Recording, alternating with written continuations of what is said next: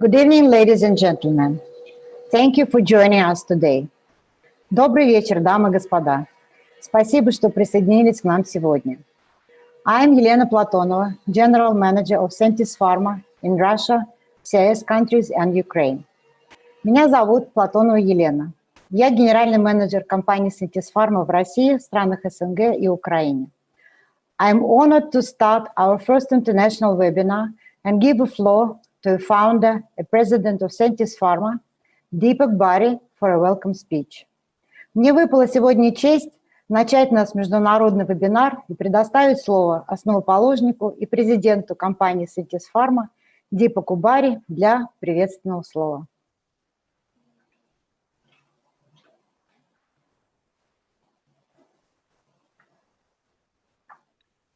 Dear doctors and friends, welcome to the first Sentis International Seminar on Ophthalmology on the theme of glaucoma, which is one of the most important fields in ophthalmology. Thank you for taking out time from your busy schedules for attending this webinar. A quick introduction to Sentis, which is an international company with an Indian heart. This year, we celebrated our 30th anniversary and are proud of our long association with doctors and specialists in ophthalmology, which is our core focus area. It has always been our endeavor to work closely with specialists and constantly provide new and innovative products for better patient care. Our well-equipped R&D center develops all products with utmost care, and then the products are produced at our manufacturing facility, which produces only sterile products of the highest international standard. The facility has many international approvals, including European GMP approval. Therefore, this enables us to provide high-quality products at reasonable prices. As an innovative company, we focus on improvements and advancements on patient needs, compliance and care, and have introduced preservative-free products as well as products with once-a-day usage. Being a responsible company, we pay special attention to professional dialogues with specialists, training programs, and creation of professional platforms for sharing opinions in order to share and improve methods of treatment. India and USSR always had wonderful relations, and this has continued with the countries attending the seminar today. India, Russia, Ukraine, Kazakhstan, Kyrgyzstan, and Uzbekistan. There was earlier a popular phrase, Hindi Rusi Bhai Bhai, which signified the close bonds between our countries. Thus, we decided to connect all of us on this platform today and continue the warmth and collaboration between our countries. Now, I would just like to say a few words in Russian for our friends and colleagues from these countries.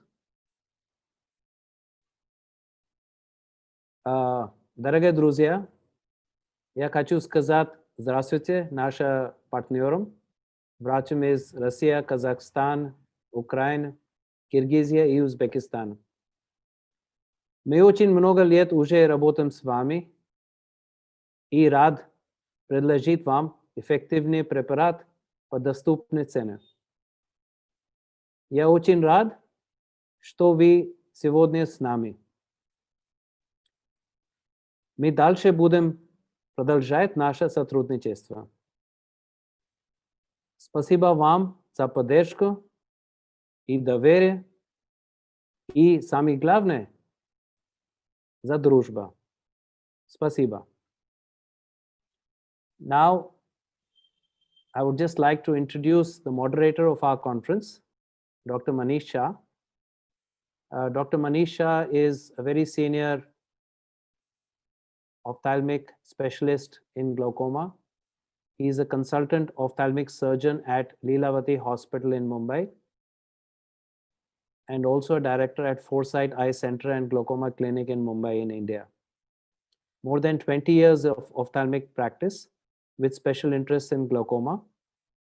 And he has been invited as a glaucoma faculty in many medical educational programs at the city level, state level, and national level. He has been a past treasurer of the Glaucoma Society of India and conducted several instruction courses at All India Ophthalmic Society conferences. Over to Dr. Manisha. Thank you. Thank you, Mr. Deepak Bahari, and it is a great honor to be a part of this very unique conference.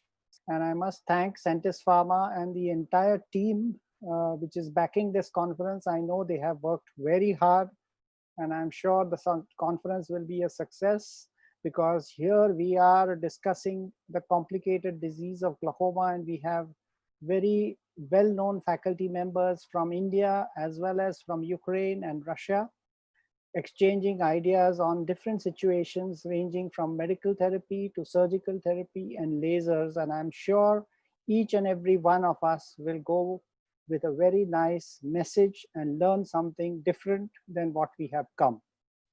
So let us start with our conference with the first speaker, who is a very well-known and extremely popular ophthalmologist and glaucoma specialist from Ukraine, Professor Zoya Vasilevskaya, who is the president of the Glaucoma Society of Ukraine. She is working in Kyiv at the head of Department of Surgical Diseases at the Kyiv Medical University and a scientific consultant at the Kyiv City Ophthalmological Center.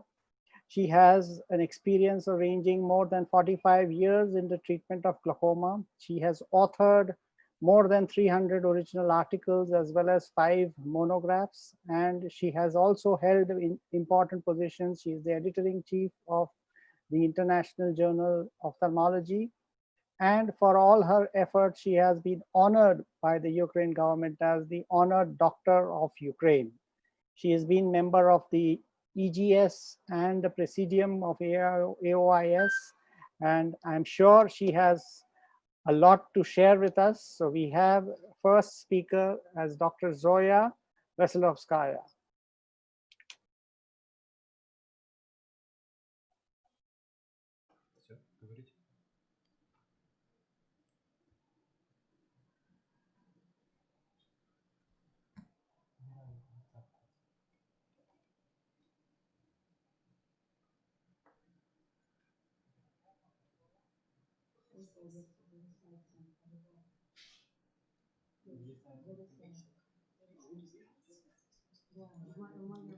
Apologies, Dr. Zoya cannot put on her presentation.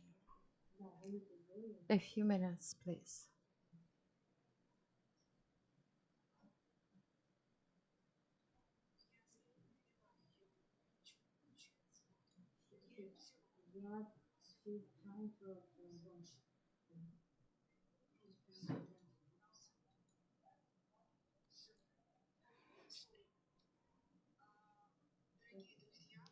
Dear friends, distinguished colleagues, can you hear me? Can you hear the translation?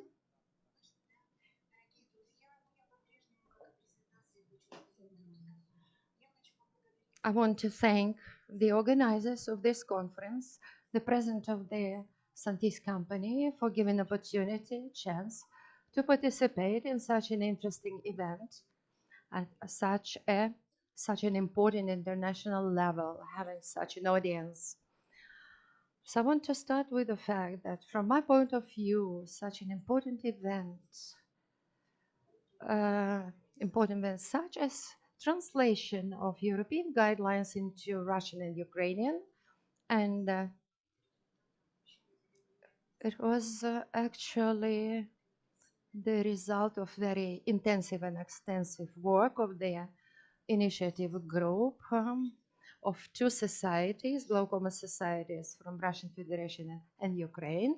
Therefore, we wanted to provide a window for communication between the specialists in management of glaucoma patients. Today, the 5th edition of these guidelines, when it has been just published, I want to say that it incorporates many years of work, effort, and analysis of multiple studies. And it incorporates the results of discussions and meetings during 2017, 18, and 19. But keeping in mind very diverse practices, specific situation, there are some delays in publishing it, and nevertheless we think we'll see it quite soon. Diagnosis and therapy, or that all options that are available in these modalities actually present a sort of a challenge for us to choose. So opinions differ which technology to use, particular technology to use for diagnosis and therapy. As for treatment approaches are similar. We start with first-line therapies such as PGAs, prostaglandin agonists. It is indicated in the 5th edition that these should be the first-line therapy. So the first-line therapy can also include pharmacotherapy and also surgical and laser therapy. Trabeculectomy stays the golden standard in surgical management of glaucoma, decompensated glaucoma, first of all, despite significant number of available options. I want to say that I'm happy with the fact that European guidelines are based on significant evidence, such as meta-analysis of the results of multi-year studies, studies conducted in leading European clinics, and therefore guidelines are still recommended for clinical use and clinical practice. We should, of course, focus or keep in mind such biological watch clock, and keep in mind that intraocular pressure is usually increased during the night time. Therefore, we should adequately choose pharmacotherapy.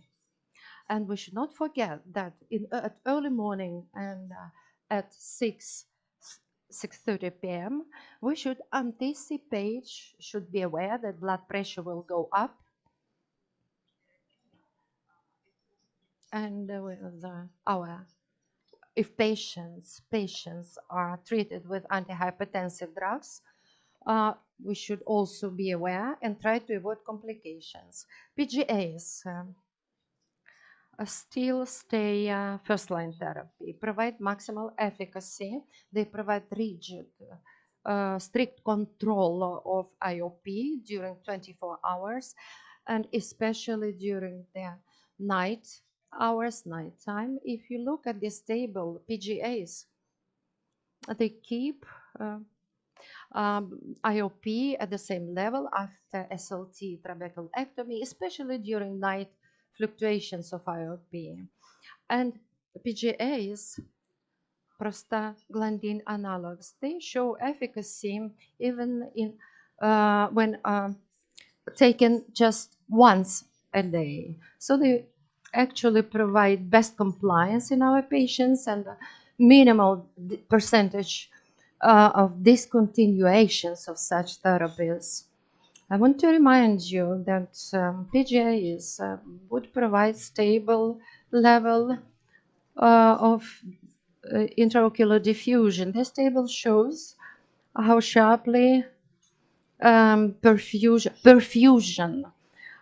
This is ocular perfusion pressure. At night time, perfusion pressure usually goes down, especially in patients who are treated with antihypertensive drugs and also in patients with hypotension, arterial hypertension. Therefore, when blood pressure goes down during the nighttime, PGAs would provide adequate level of perfusion, ocular perfusion pressure, and would protect the visual function. And they actually can provide stabilization of glaucoma process. You should also pay attention at certain aspects concerning indications. So this table, this graph actually would remind you specific groups of patients. These are a group of aged patients, and you see loss of function in glaucoma patients during aging process. Group B shows that when glaucoma is diagnosed at older age, then the course of the disease is mild, and therefore these patients do not suffer from the loss of visual function. Other groups C and E, they are groups, high-risk groups that require specific monitoring of anti-glaucoma therapies. Diagnosis and monitoring of glaucoma are really important, and tonometry would be really important in monitoring. 24-hour tonometry envisages specific requirements. What does it mean? It means that any measurement of IOP, however we would like, it would actually have certain impact on biomechanical properties of all eye membranes, in particular cornea. Therefore, rebound technologists should be preferred to actually avoid significant impact on biomechanical properties. So tonometry is a golden standard in monitoring, and eye care tonometry is really important. It has specific positive characteristics such as simplicity, reliability, lack of use of anesthetics, easy to use in pediatric patients, and what is important, especially in this pandemic time that changed our practices so much, our perception of so many diagnostic aspects in diagnosis and treatment or management of our patients. Therefore, we have more strict requirements to tonometry. Eye care tonometry is not associated with the risk of virus transmission, and experience that we gained with this technology for monitoring and control of IOP. Patients can perform this tonometry being actually controlled in the remote manner. So you see data provided in this table, and this data would be actually sent by the computer program. Therefore, tonometry can be performed at a distance, which is very important in current practice within viral COVID-19 pandemic. Glaucoma is a disease that compromises significantly a patient's quality of life. Why actually patient immediately are subjected to this change in the quality of life? Because first of all, patients have to measure IOP regularly. They have to use instill eye drops continuously. Therefore, it's a specific regimen, it's fear of blindness, it's significant discomfort due to the use of eye drops, etc., and also psychological stress is important. Therefore, long-term therapy, you should not forget it, with anti-glaucoma drugs would negatively impact the condition of superficial tissues, especially anterior superficial tissues of the globe, and would even induce further progression of available of the problem that already exists. Therefore, quality of life and glaucoma is always associated with adequate choice of optimal treatment. Therefore, we would like to use the original drugs, non-contact drugs. We should give preferences to such options because we want to preserve the surface of eye tissues, eye globe tissues. This is important, but we should not also forget about the cost of such treatment, of this economic burden, especially in Ukraine, when patients have to pay from their own pockets. Therefore, when we initiate therapy, there would be nothing wrong if we replace original drugs by generics and use drugs with the preservatives, sorry. So issues with the anterior surface of the eye globe mean that we should prefer preparations without preservatives, original drugs and generics, and we should actually adhere to therapeutic regimens such as on-demand. When we have to deal with symptomatic patients, such as issues with the DID, dry eye disease, as soon as you see such problems, you should switch immediately to preparations without preservatives. But this depends on simultaneous treatment of DED, dry eye disease, and other challenges associated with glaucoma treatment. It will not be mentioned in the 5th edition, but from my point of view, you should always thoroughly assess the tissues of the anterior surface of the eye globe. In rare cases, we really achieve the target IOP, and if not, we should actively treat our patient and switch to fixed combinations or combination therapy. From my point of view, fixed combination have certain certain benefits, better compliance, no washing out by other drugs, minimal load, minimal reaction to installation of the eye drops by eye tissues, etc. In this context, as a summary, I want to say that pharmacotherapy, medical therapy, with modern technologies such as laser and surgical, with many alternative surgical treatments, pharmacotherapy is still the priority in first-line therapy with all existing modalities. And this therapy allows us to chart of pre-surgical preparation of our patients, and in some cases is temporary or lifelong treatment in patients even after laser and surgical treatments. Thank you for your attention.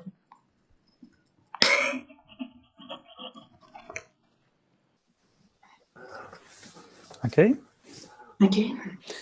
Who will, dear moderator?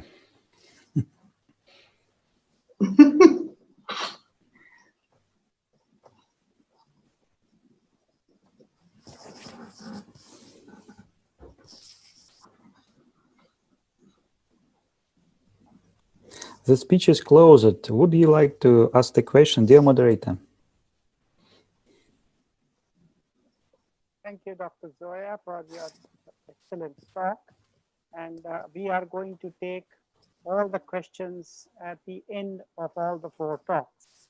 So we are now going to invite Dr. Murli Ariga, who is a leading glaucoma consultant from Chennai.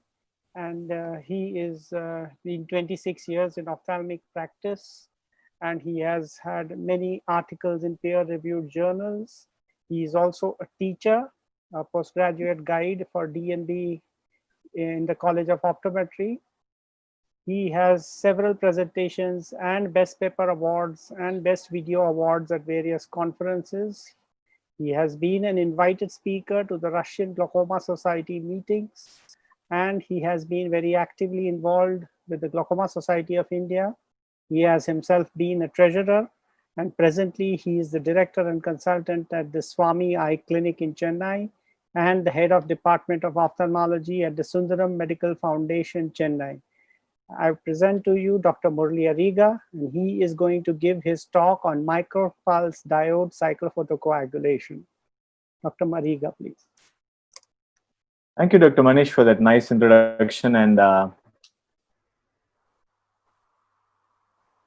very warm welcome to all my friends, and big thank you to Centus and my friends in Russia and Ukraine. As Manish already mentioned, I have been there a couple of times, and I really enjoyed my trips to Moscow with my family. To control glaucoma.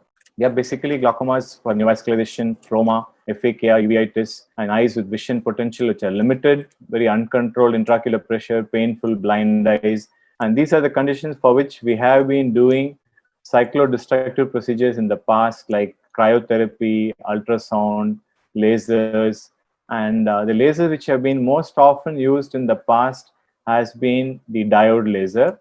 And according to a technology report from the American Academy, the diode laser has the best combination of portability, effectiveness of use, and ease of use, and other things. So therefore, the diode laser has been preferred by most of us for cyclodestruction until very recently, and we've all been using the continuous diode laser. The routes of cyclophotocoagulation or cyclodestruction using the diode laser has been either endoscopic or transscleral. Sure.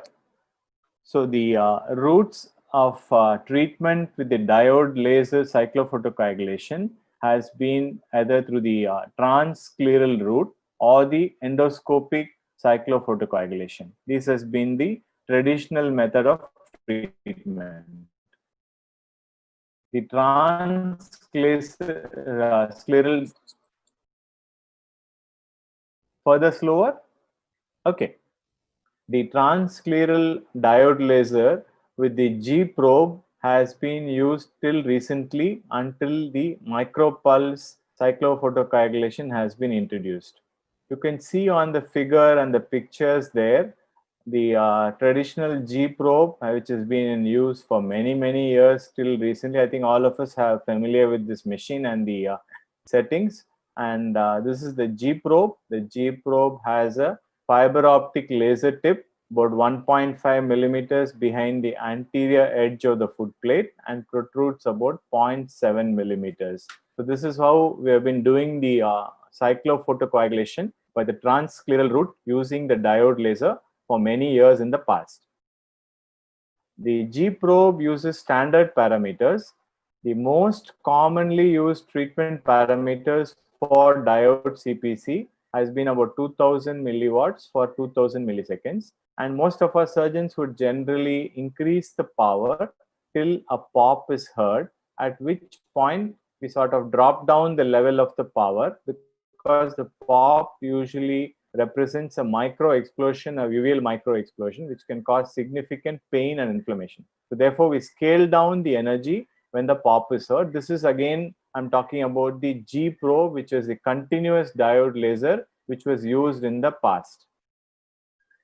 There are many complications with the continuous diode laser CPC: conjunctival burns, iridocyclitis, postoperative pain, bleeding, infection, choroidals, hypotony, phthisis, and very rarely sympathetic ophthalmia has also been reported.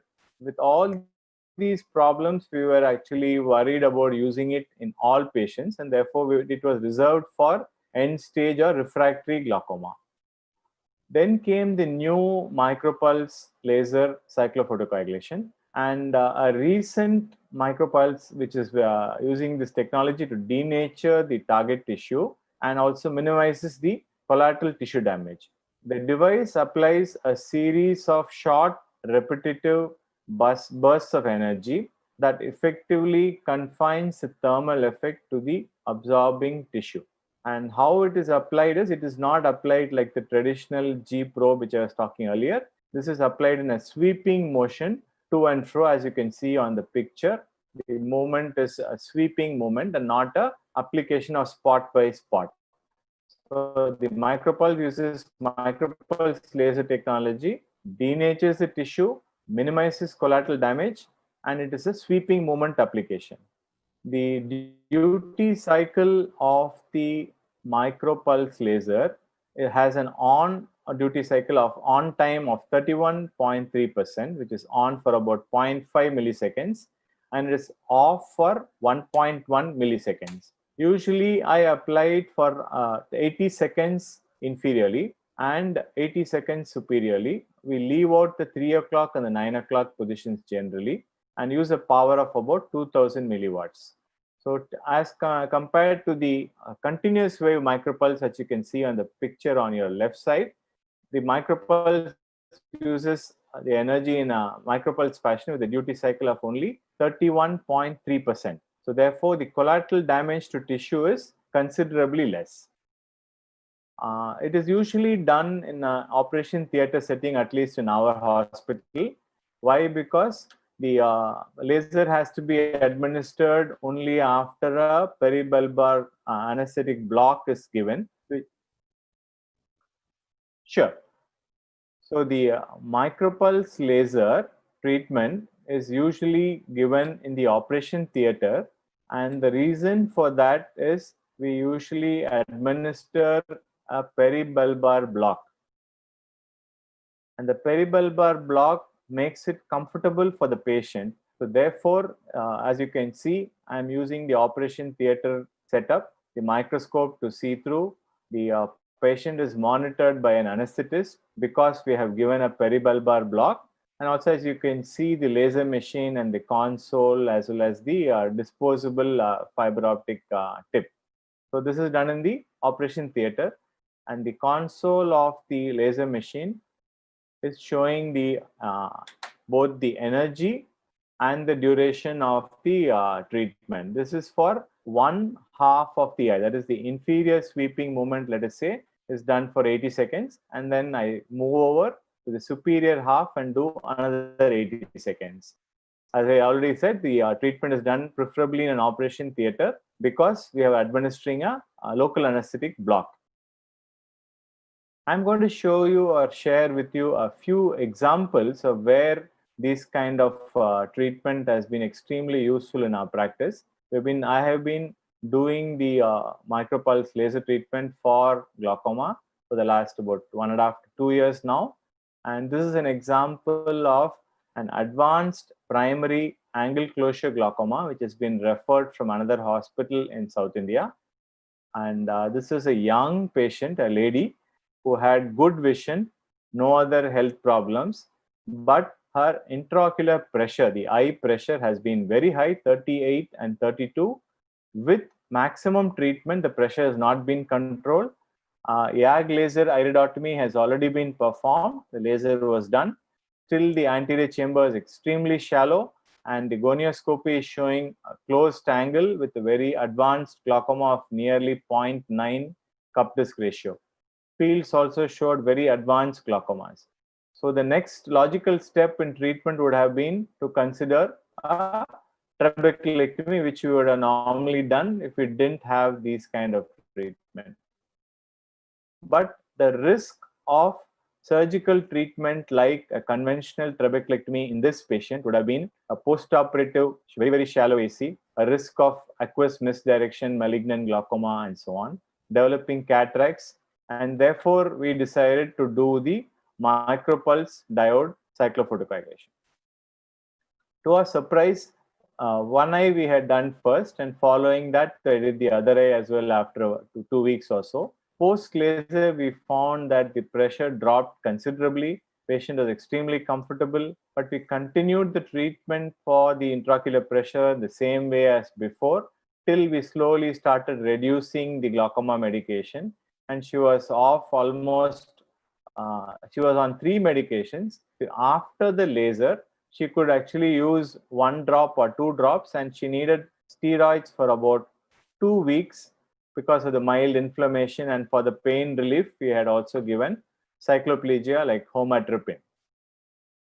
So that was one example of primary angle closure glaucoma, bad advanced primary angle closure glaucoma, in which the micropulse actually has helped us avoid the complications of glaucoma surgery and help reduce the intraocular pressure in a patient with 6.6, 6.9 good seeing vision. This is another example of a patient with fairly good vision, 6.12, 6.6 vision. Intraocular pressure is about 20, and she had open angles with a moderate glaucoma, but her problem was severe hyperemia, the redness of the eye, severe intolerable side effects of the prostaglandin. She simply could not tolerate the medication, and she refused to apply the drops. On and off, she will completely stop applying the drops. You can see the discoloration around the eye. You can see the redness in her eye. She was almost on the point of stopping the glaucoma medication when we offered her the laser. Instead of offering her trabeculectomy, we decided to do the micropulse cyclophotocoagulation, as I was talking about the machine, about the laser. Post laser, her intraocular pressure is extremely well controlled with just timolol alone, and we could stop the prostaglandin and also stop the other drugs which were used for glaucoma. This was another condition where, due to poor compliance and medication side effects, the cyclophotocoagulation micropulse laser has been extremely useful. Yeah, I'm going to go super slow now, so don't worry. This is another example of a patient who first had a cataract and a glaucoma treatment, and so a phacotrab was done. So phacotrabeculectomy was done. The pressure was fairly controlled. The cataract was treated, but the pressure remained uncontrolled and the glaucoma was worsening. So therefore, we decided to do a Ahmed glaucoma valve. As you can see here, this Ahmed glaucoma valve was done. So first surgery was a phacotrabeculectomy, uncontrolled pressure. So we went ahead and did the Ahmed glaucoma valve. You can see the patch of scleral patch graft. You can see the iridectomy of the previous surgery and so on. But the pressure remained uncontrolled and the optic nerve was very badly damaged. It's advanced glaucoma, and despite medication, the pressure still remained high. So then we decided that one more surgery we can avoid in this patient. And so micropulse cyclophotocoagulation was done in this patient, really dropped down to a level which was desired at the target pressure. Even in this advanced glaucoma, following multiple surgeries, like first a phacotrabeculectomy and then the Ahmed glaucoma valve, and finally we ended up doing the cyclophotocoagulation. Lastly, I would like to share with you a very difficult surgery, a chemical injury about 15-20 years ago. Had multiple treatments like keratoplasty, also had some other treatments and had a cataract surgery, and then finally ended up with the Boston keratoprosthesis. As you can see, she had the Boston keratoprosthesis in both eyes, and she also had a tarsorrhaphy to preserve the center vision. And but we could see slowly she was losing her vision, and one eye became no PL and the other eye started showing advanced glaucoma. So this is a desperate move to control the intraocular pressure in the post-Boston keratoprosthesis eye, because the intraocular pressure cannot be measured in these eyes. We only look at the optic disc and do a digital pressure measurement in these kind of eyes. So we did a tarsorrhaphy release and also did the micropulse transscleral cyclophotocoagulation in the better eye for her, that is the left eye, after tarsorrhaphy release. And the glaucoma has stabilized and she continues to have the same vision as she had a few months ago. So unlike the other eye in which she lost the vision because of uncontrolled pressure, the post-Boston K-Pro also, the micropulse laser has helped control the intraocular pressure. The micropulse CPC diode is also useful for post-keratoplastic glaucomas, particularly. And I really find that all the post-keratoplastic glaucomas are well treated with the micropulse diode laser, because the pressures are sometimes so high medically uncontrolled. They don't do well with tubes, traps don't work so well. So what has happened is the micropulse actually helped in all procedures, difficult procedures like the post-keratoplasty, post-Boston K-Pro implants, and other procedures where tube has already been done. So these are all the difficult surgeries and difficult procedures where the micropulse laser has actually been helping to control the intraocular pressure in a very good way. But we have had some problems with the micropulse cyclophotocoagulation. One is the cost and the logistics for our patients. And the other things are a mild fibrin reaction, sometimes a real mild iridocyclitis in the short term. Transient vision loss is sometimes noticed in a few patients. Pupil can remain dilated for 4 to 5 millimeter pupil post laser in some patients.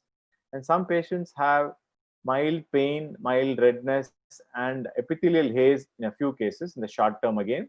It's extremely rare to have hypotony or choroidals. I have not had any patients so far in the number of years I have been treating, no hypotony, no choroidals.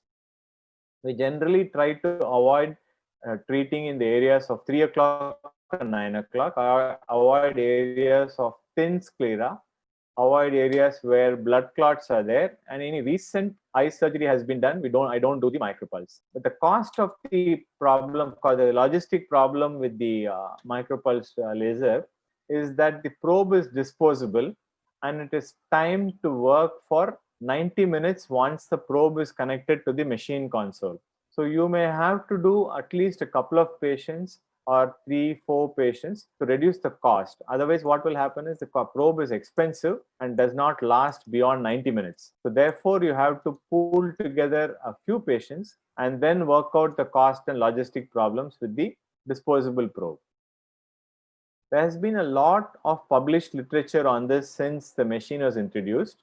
We have seen publications in Survey of Ophthalmology, review articles, American Academy's Ophthalmology Journal, Journal of Glaucoma. I'm just showing you a few references which you can look up for your own referencing.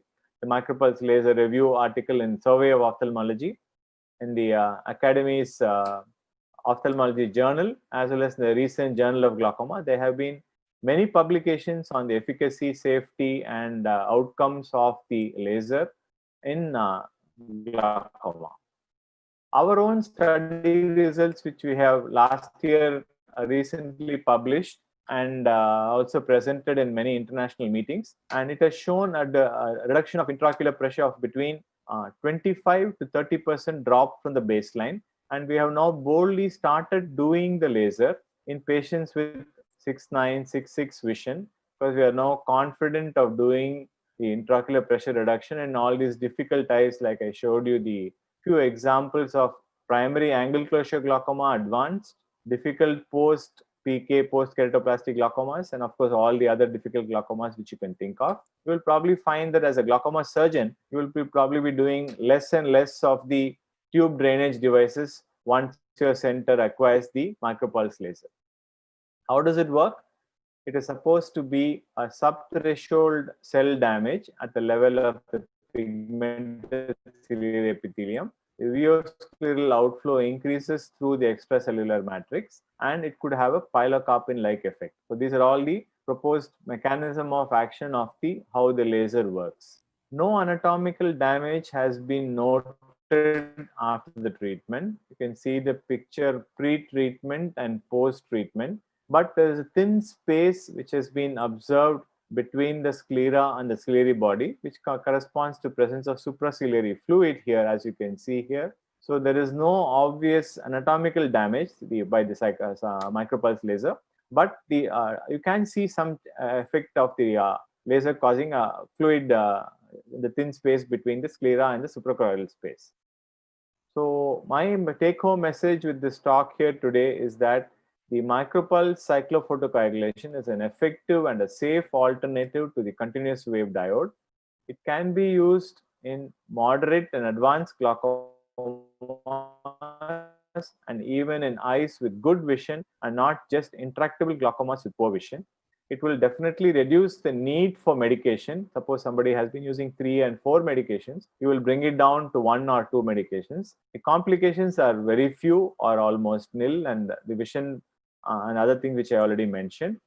But you must avoid in eyes with recent intraocular surgery and in inflamed eyes and in eyes with hemorrhages and so on. Of course, we need long-term studies and follow-up is definitely needed because we've been having this laser only for a few years now. We would like to know what would happen to the intraocular pressure in the future, and so definitely a follow-up is needed. I just like to end my talk with a short video clip of how the procedure is done in the operation theater. This is a block has been administered, and as you can see, a simple microscope can be used to deliver the laser.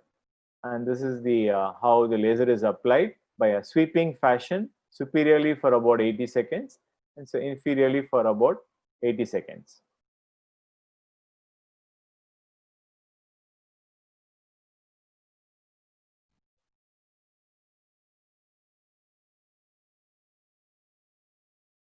I thank you all for your attention.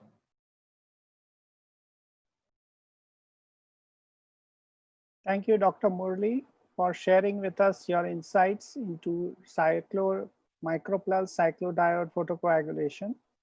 And next, I would like to invite Professor Alexander Kuryadev from Moscow. And he is an extremely well-known glaucoma specialist of Russia. He is the professor and head of department at the Pirogov State Medical University in Moscow, and also head of the Department of Ophthalmology at the Mandrika Central Clinical Military Hospital. He has a very long experience in ophthalmology and in treatment of glaucoma. He has been author and co-author of more than 400 articles in indexed journals, as well as deputy editor-in-chief of the Russian Medical Journal and professional bulletin. He is an active member of the Russian Glaucoma Society as an advisory board and the Ophthalmology Society and the All Russian Association of Ophthalmologists. Besides this, Dr. Alexander has received numerous awards, and he has been awarded the honored Doctor of the Russian Federation by President of Russia, and he has received medals for honor and military valor as well. I present to you Professor Alexander Kuryadev, who is going to speak to us about complications of surgery for refractory glaucoma, late presentations, poor patient compliance, and bad results. Professor Alexander Kuryadev. Dr. Manish, colleagues, many thanks for inviting me. And now I will talk about my speak. And many years ago, when the trees were small, or maybe in far galaxy, stop. This is another story. But today we talk about the glaucoma, and this is a real true story about the hard glaucoma, about the refractory glaucoma. As you know, the refractory glaucoma is an atypical form of the primary open glaucoma with a severe persistent course characterized by resistance and often immunity to standard methods of treatment. Very important in choosing the tactics of active management of patients with refractory glaucoma. Medicines and laser treatment of refractory glaucoma have extremely limited effectiveness, and the surgical treatment is priority. Also, the refractory glaucoma is accompanied by a cross-anatomical change in the eye drainage system. And very important that the patient with refractory glaucoma really needs repeatedly performed surgical interventions. Of course, many thanks to my colleagues with whom we work together, and this is my financial disclosure. And now the classic current pyramid of evidence-based medicine. As we see, that the clinical case is only the soul of the pyramid. On the other hand, without the expert opinion and the real clinical practice, were not the multicenter randomized trials. Is it true?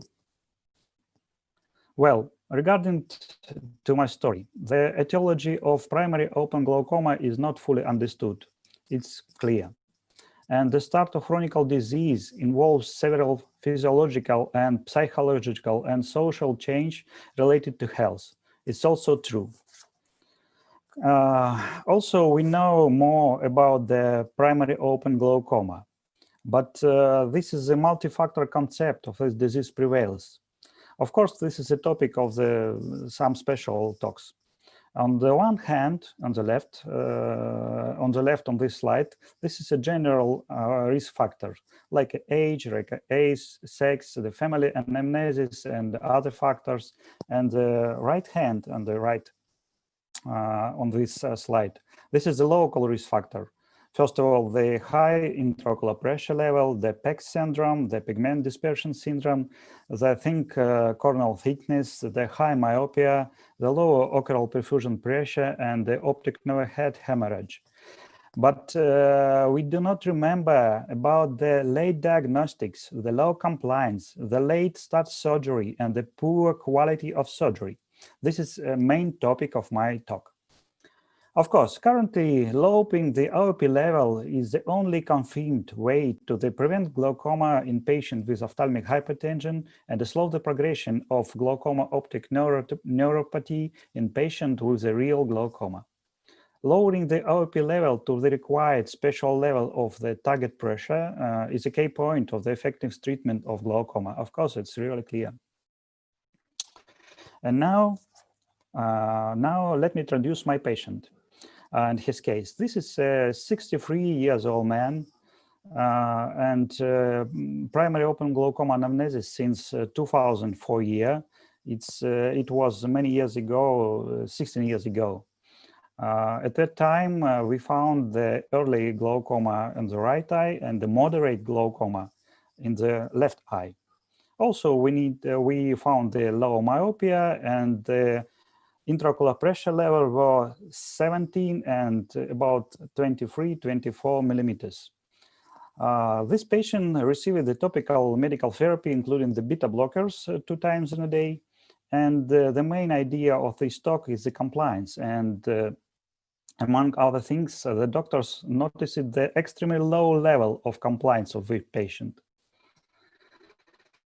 The following appeal was recorded in the medical documentation in November 2006. It was since 2 years after the first visit. Then a patient turned to the ophthalmologist complaining to decrease the vision and the feeling on his left eye. And you can see here that the IOP level on the left eye, oh my God, was 52 millimeters. It's absolutely high level, you know. A kinetic perimetric study established a concentric narrowing of the field of the view of the left eye to the 15 degrees from the upper nasal side and up to 45 degrees on the temporal side. And the glaucoma stage on the left eye has increased to the far reaching, and the right eye not has changed. It's very important. And now we see the result of kinetic perimetry during the 2008-2009 years. Unfortunately, only this type of perimetry we used at that time, unfortunately. And this is the case slide of my report. As you can see here, there is the results of a very long observation period. In its low part, you can see the approaches that we use it in the treatment. And at the top of the slide, the information about his structure and function. So, in 2006, a very high level in intraocular pressure was established. You can see here. The patient was offered and performed the first surgery on the left eye. We preferred the trabeculectomy. There was an early postoperative complication. It was a choroid detachment, which we eliminated a day later. Next 2 surgeries on the left eye was on the 2007 and 2009. The operation lasted for 2 years. The therapy restart included 3 classes of medicine, like beta blockers, like carbonic anhydrase inhibitors, and prostaglandin. Also, in 2007, it was also time for surgery on the right eye. Of course, the glaucoma is a disease of two eyes, maybe in the brain also. We prefer the trap or deep sclerectomy. The next surgery on the left eye was performed again in 2012. At that time, we preferred another type of surgery. It was a not penetrating deep sclerectomy with canaloplastic because the IOP level was not high. Both eyes were operated again in 2014. 3 years later, it was time for a phaco of the left eye. We think it was a very good period of time since the previous glaucoma surgery, because we know very well that during the first 3 years after the trabeculectomy, about 15% of patients are operated for cataract. Unfortunately, after phaco, we also received a high level of intraocular pressure, and we operated eye again. Well, we decided to implant an express shunt. You can see this photo some later. But even after this operation, the patient received a strong medical therapy, including 3 classes of anti-glaucoma drugs. It was 3 years ago. 3 years passed quickly. In early of this year, was diagnosed with another subcompensated of IOP level and progression of glaucoma. The vision activity of the left eye is decreased from 2030 to 2050. We performed another trap, now with the anti-VEGF supporting. About a month later, we saw the patient again with a huge corneal lumbar ulcer in the area of the bleb. The patient's vision was severely impaired. For this reason, intensive conservative treatment and conjunctival plastic surgery was performed, and this is the whole story at that time. This slide.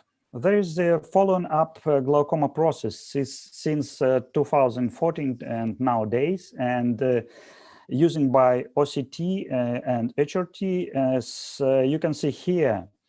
The morphometric situation was stable. We also see the patient did not visit the doctor very often on the issue of compliance. And everything is learning is comparison. On the next slide, in this slide, you can see clear shows the rate of progression of the left eye by the perimetry. You can see here. And this is a new data.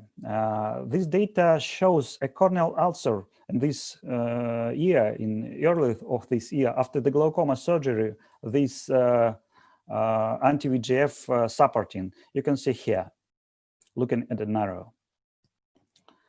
And this is a familiar photo of the eye with the result of outer conjunctival plastic surgery. Look at this. And express shunt on the right side. And finally, this is the final photo. We see the same eye after removing the all of stitches. That's looking good, I think. Well, this is the very interesting slide, because this is the final table with the list of operation, of all operation, arranged of chronological order.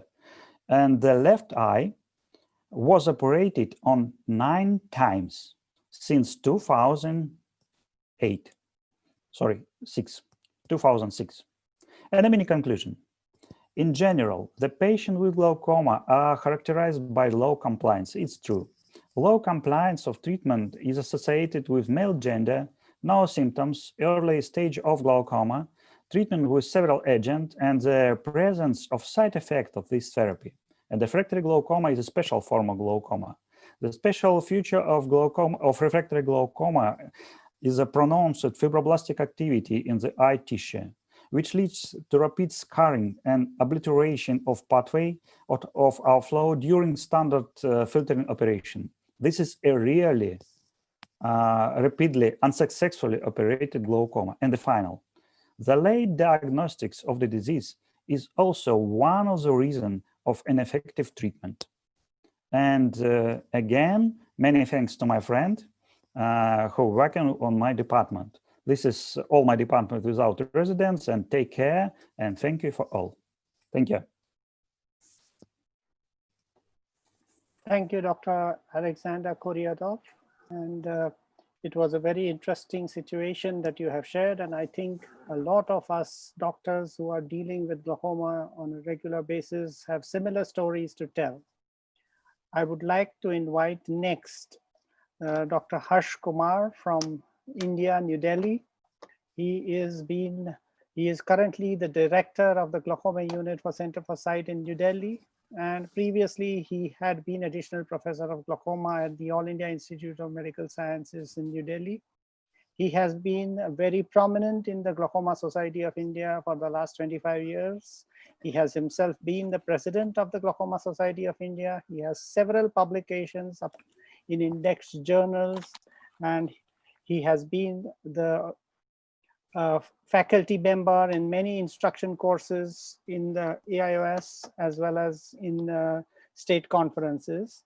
He has several laser procedures and which he has described for the first time in the world and has been quoted in the Shields textbook of glaucoma. For his extensive contributions, the government of India awarded one of the highest civilian awards given by the government, the Padma Shri, to him in 2015. And he has also received the International Medical Scholars Award. And he has also received the Icon of Ethical Healthcare Award. So I present to you Dr. Harsh Kumar today, and he is going to share with us a unique glaucoma toolkit, judicious use of technology. Dr. Harsh Kumar. Thank you, Manish, for that wonderful introduction.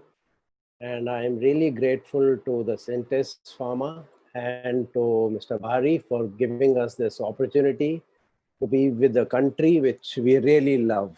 I think in the current scenario, I must say that Russia has been our friend for a long, long time. And I'm really happy to be with them today. After the beautiful presentation of Mr. Alexander, I think this may not sound that great, but let us go ahead and see some of the different procedures. And as Manish said, some of the lasers procedures which we have done for the first time, and maybe you have not seen them before. First, I will talk about the posterior valve that we keep putting now in difficult cases. These are all the difficult cases in which a standard trabeculectomy will not work. And in these situations, we usually adopt an Ahmed glaucoma valve into the anterior chamber. But then many a times in the anterior chamber, there could be tube touch to the cornea, as you can see here, resulting in corneal decompensation and edema. And there are many other situations which I will show you. Like, for example, this is a patient in which one eye is already lost. And if you look at the other eye, the chamber is very shallow. There are already 3 trabeculectomies done. So what can we do here? We cannot put a valve in the anterior chamber. Again, if the endothelium is decompensated, as you can see here, in the cornea is not good. If you put an anterior chamber valve, we will be in trouble. Now, situations where multiple superior surgeries have been done, we cannot do inferior surgery and the chamber is shallow. Again, and disorganized anterior segment with superior surgeries, all we can do is a valve in the posterior segment. Same here, you can see the anterior segment is so bad, it is difficult to do any other surgery here. And so we have put a valve behind. Now, just to take an example of 50-year-old one-eye male whose other eye has already been lost came to us. He had a tilted intraocular lens done outside somewhere. It is touching the corneal edematous. Anterior chamber is shallow.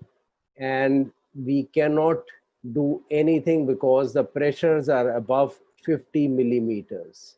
We could possibly do what Dr. Murli has shown, but since he is one-eyed, we went ahead and did a surgery that we thought were appropriate. So we put 2 traction sutures on either side and make a conjunctival fornis flap. After that, we take the valve, which is the Ahmed glaucoma valve, and prime it with a 30 gauge needle and see that the fluid is coming out freely.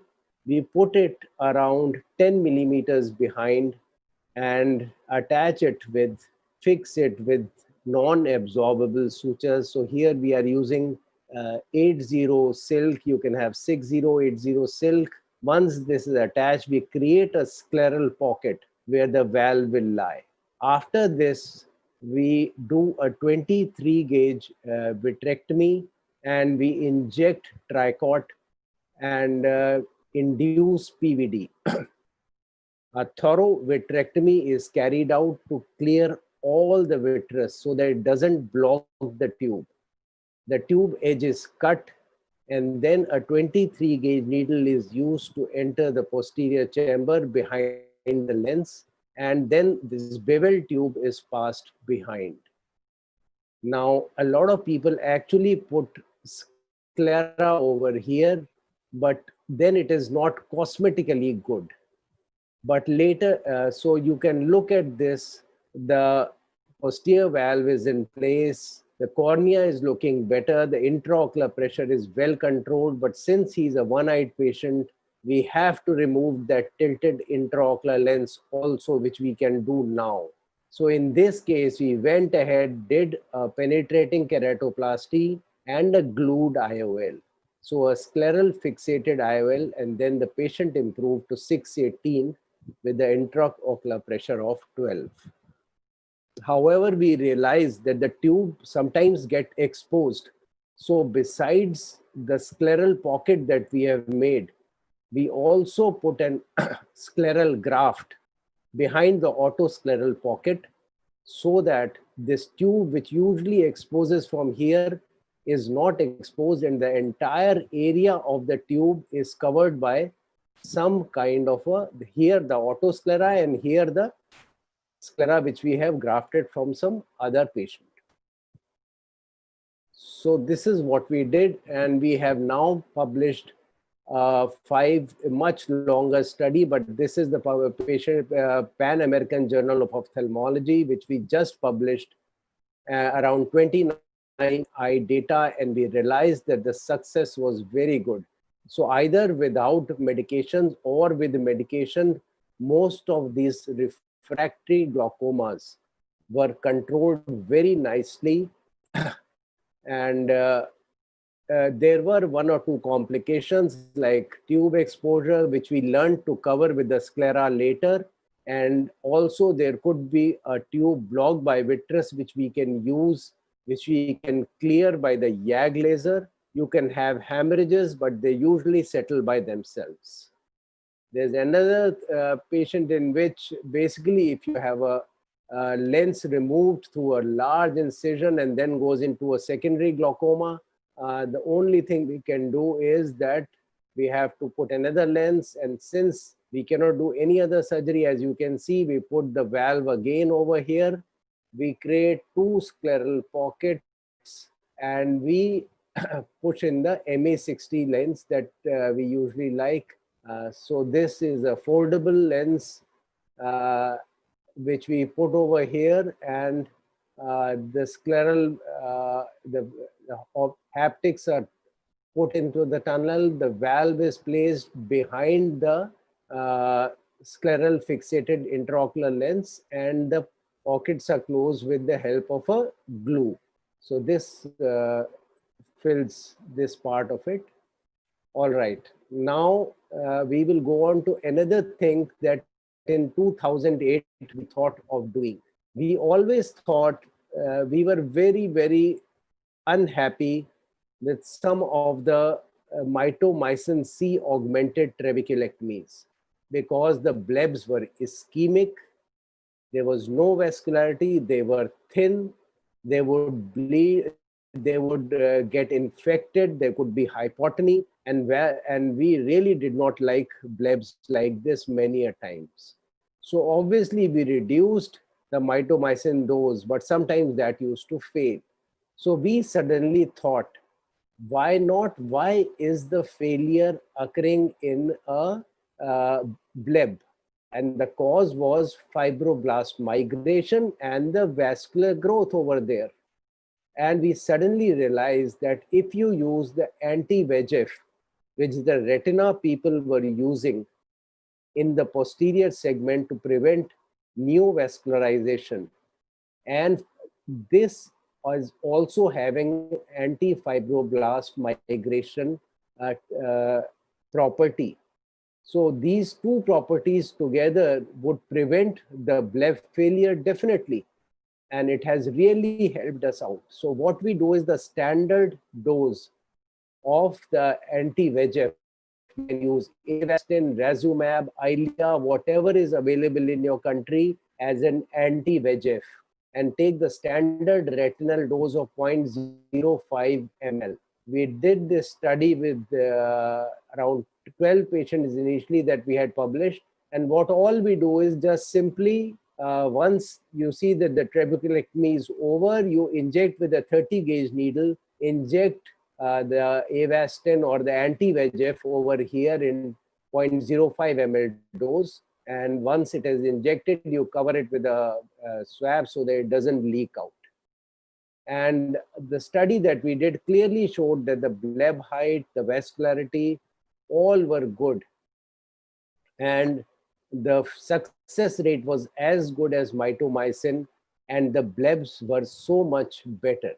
So please, I know not many people use it, but if you have a high myope patient where you use mitomycin, there'll be a great chance of choroidal detachment. In these cases, or in cases in which you don't want these thin blebs, you can use anti-VEGF in the way in which I have shown you. I'll now show you some of the laser procedures that we have done.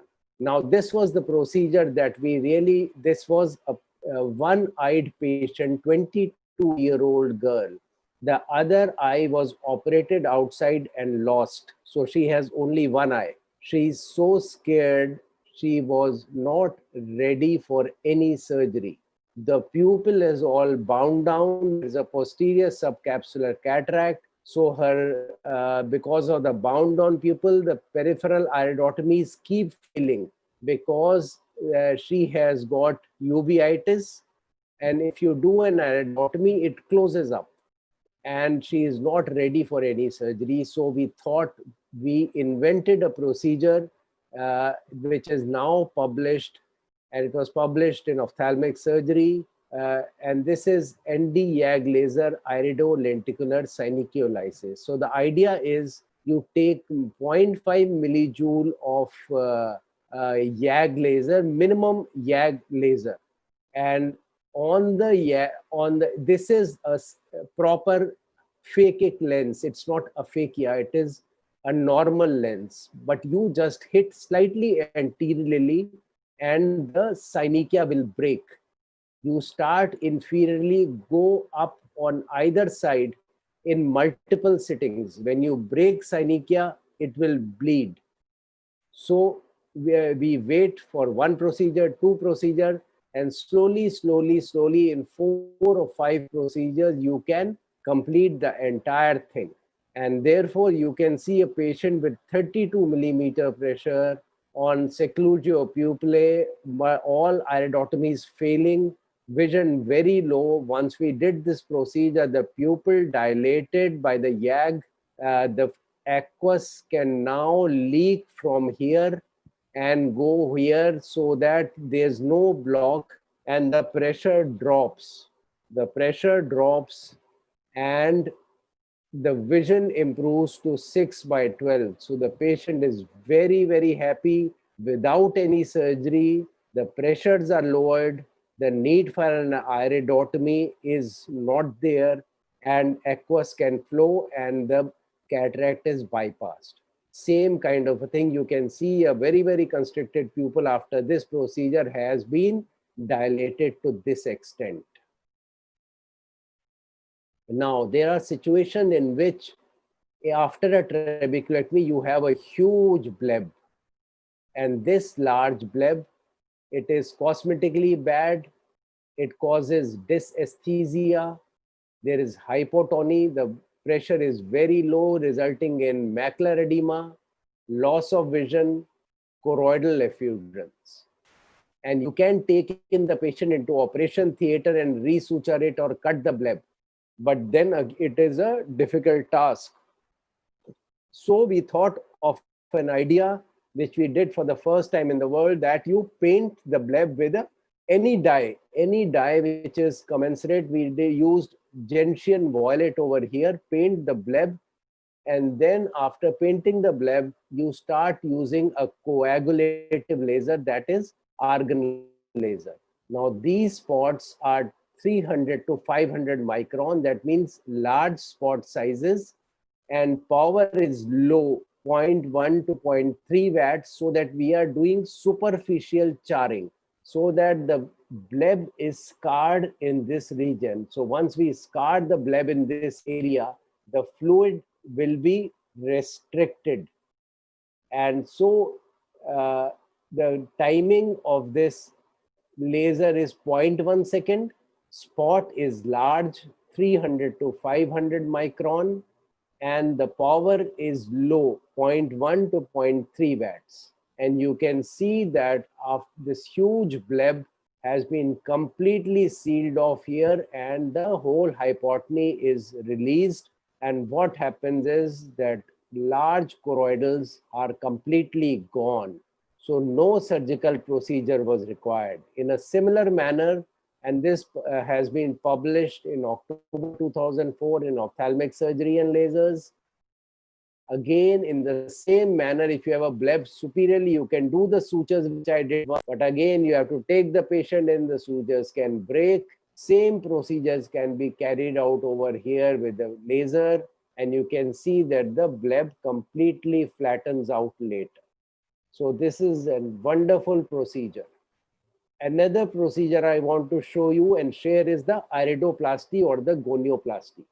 You take any coagulative laser, argon laser, diode laser, and make a large spot here of 300 to 500 micron, 0.1 second, and the power is low, 0.3 to 0.4 watts, so that you scar this area. No pigment should be released. Only scar this area to pull the angle open.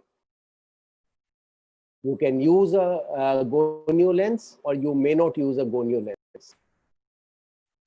And this classically used for plateau iris, but I'll show you very important for acute angle closure attack. If the attack is not subsiding by anything, you can use this procedure. So this is a plateau iris where after PI also the iris comes in the periphery. In these cases, you can do this procedure, and either the beginners can use a gonio lens, but if once you get experience, you just can do even without a gonio lens, and you can just put one spot size separation between two spots. And you can do it with this fashion. You can put the gonio lens is easier for the beginners because they can exactly place it 1 millimeter away from the root of the iris and keep charring away. And so this, you can see that something which was narrow like this opens up, and the same thing in a gonioplasty, the angle is narrow, 28, and then opens up to 39 over here. Again, very, very important case, a 52-year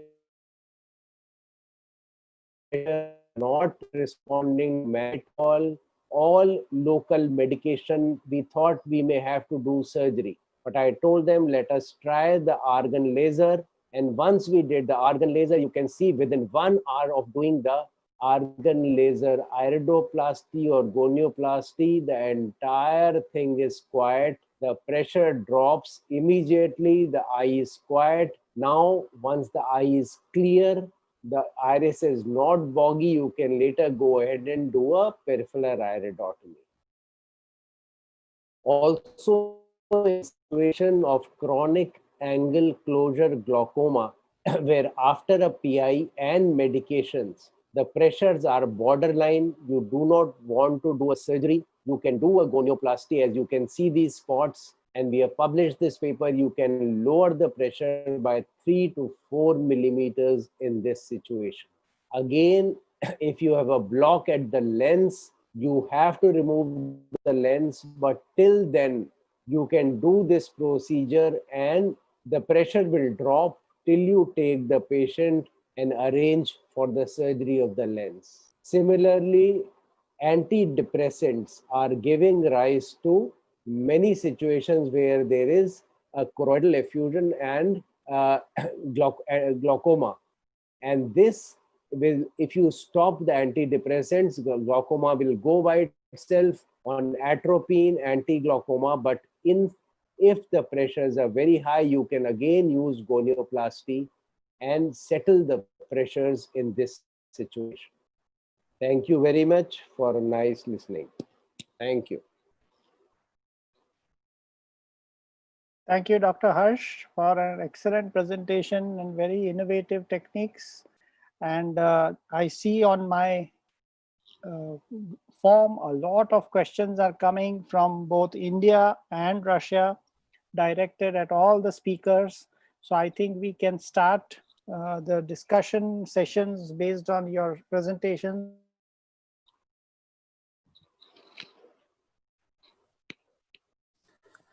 I have a question. I have a question to Dr. Harsh. Is it Yes. clear? Thank you. Yeah. Absolutely nice presentation, absolutely excellent presentation. And my question is, you show the YAG's synecholysis in the native lens. Yes. Is it dangerous for lens, and how many cataracts you do after this? Very nice question. Everybody asks me same question.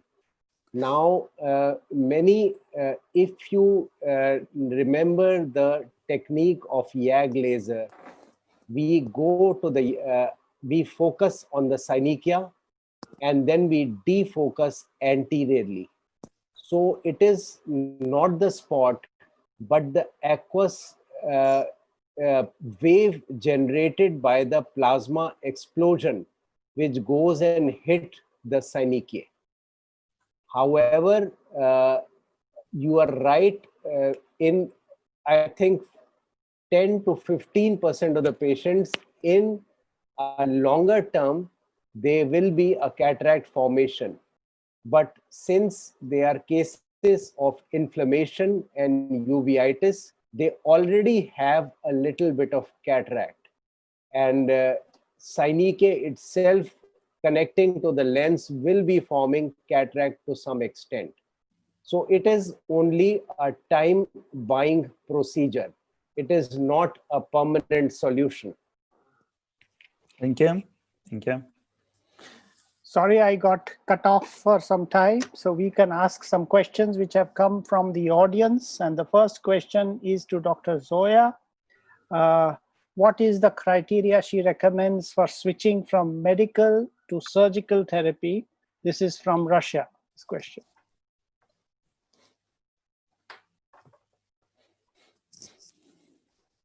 Dr. Zoya? Yes.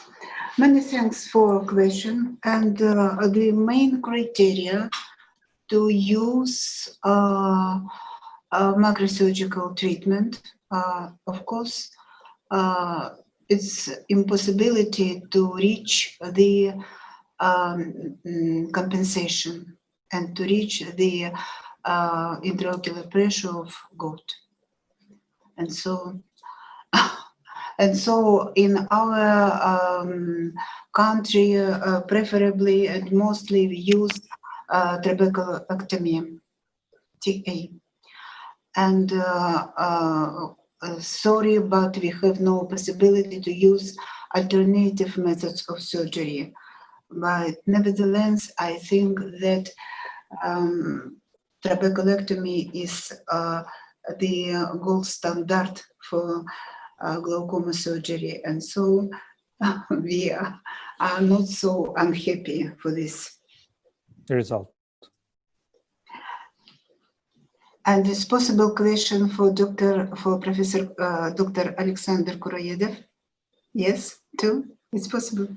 Yes, please, Alexandra, tell me what groups of medication do you use in Russia mostly? Because I saw in your report that BB is enough popular, because we have a little bit another algorithm of medical treatment. It's one, and the second one. I'm so old, I'm afraid, but I'm I'm just on the first question, please. Okay, first question again. Okay. What, yes, the group of yeah, I see. medical Yeah, I see. Okay, the question is very interesting, because we know that you, me, our colleagues is one of the maybe one of the famous Russian glaucomatologists, or Ukrainian glaucomatologists too, of course. And of course, we know more about the glaucoma therapy, laser surgery, and surgery too. We are the member of advisory board of Ukrainian and Russian Glaucoma Society, and we are writing the guidelines. You know about this. Yeah. My opinion now, yes, and my opinion now is changed. I think that the combined therapy for glaucoma is the right start for the second stage, the moderate glaucoma. The prostaglandin analogs is a quality choice for the early glaucoma. And the advanced glaucoma will start from surgery, because not more the medication for this, I think. But another question, would you prefer combine or fixed combination? It's a difficult question, because some of patients need fixed combination, or some patient with individuality options need two medicines. It's absolutely personally ideas. Yes, of course. And the small question is about preservative-free combination. Without this is a question for all, I think, because in our country now we have a small possibility for this. Just only 3, maybe 4 medicines now in our market, and of course I will prefer the preservative-free medicines, because this is a good situation with the surgery of glaucoma, because you know that 2, maybe 5 years between the start of therapy and the glaucoma surgery, and the situation that the conjunctiva is absolutely crazy after a lot of medicines with bugs and others. Yes, but I think that the question, such question like cost effectiveness of medical drugs is too very, very important for our country as well, because there are completely no support from government for glaucoma patients. And now in COVID pandemic, it's as well completely impossible. But I hope that maybe in near future, our support will be successful, and we will find any answer from our government to support this very complicated group of society. Thank you. You're absolutely right, because the cost effectiveness of medicine was a part of my PhD degree many years ago. It's very important, of course. It's idea for the next study maybe, but today we are not thinking about this, I think, unfortunately. Yes, but we must. Yes, So Dr. Alexander, you have a lot of questions coming from the audience which are coming in. So can I ask you a question about, do you feel that intraocular pressure self-monitoring is helpful in improving the compliance of patients to medical therapy? This is a good question. I think that many patients need the personal tonometry. As for me, and unfortunately, it's not registered in Russia, I prefer the, just a moment, the Swiss company. Could you tell me the supporting? Actually. No. The eye care? No. This is special contact lens. Contact lens, yes. Triggerfish. Triggerfish, yeah, absolutely crazy. Absolutely fine device. We need excellent work. 4, maybe 5 years ago, it published it in Russian, and I love it. And the second one, this is the eye care tonometry, home tonometry, is absolutely fine.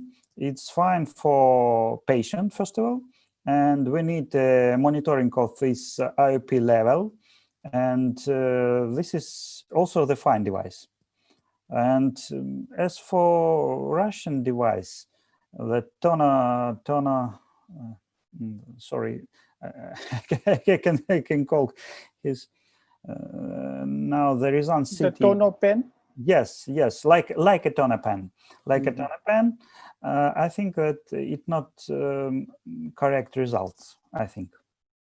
So as we are on the intraocular pressure question, there is also one question, is that for your own clinic, do you rely more on prefer to use the Goldman applanation, or do you go for other tonometer similar to the Maklakov? We have a lot of type of tonometry. Of course, the gold standard of Russia is a Maklakov tonometry, first of all. And the second one now is the dynamic contour tonometry. Is the third one is the ocular response analyzer, including the Goldman tonometry. And also we have a I say later, sorry, the home device. Sorry, afraid. Eye care? Eye care, yes, eye care. I think that we have all types of devices, but we have a clinical recommendation from a Russian government, and the first type of tonometry is the Maklakov tonometry. Okay, that is good to know. But what do you think now in COVID situation? What more reasonable and safety? I think it's problem. Yes, today's situation is absolutely strong, and now we work in pneuma and eye care with usual device. Thank you. And the same with us. Yeah, Dr. Riga, there is a question for you. Is that, can you tell us how the SLT compares with the micropulse? This is from Russia. The questions come from Russia. As a type of surgery. The micropulse laser is completely different. Micropulse laser is completely different from the SLT. The SLT, what the SLT does is actually you can only do it in open angle glaucoma, and you can do it for the mild to moderate glaucomas, and you can target something like the effect of the SLT will be like one drug. And I've been doing SLT for many years now.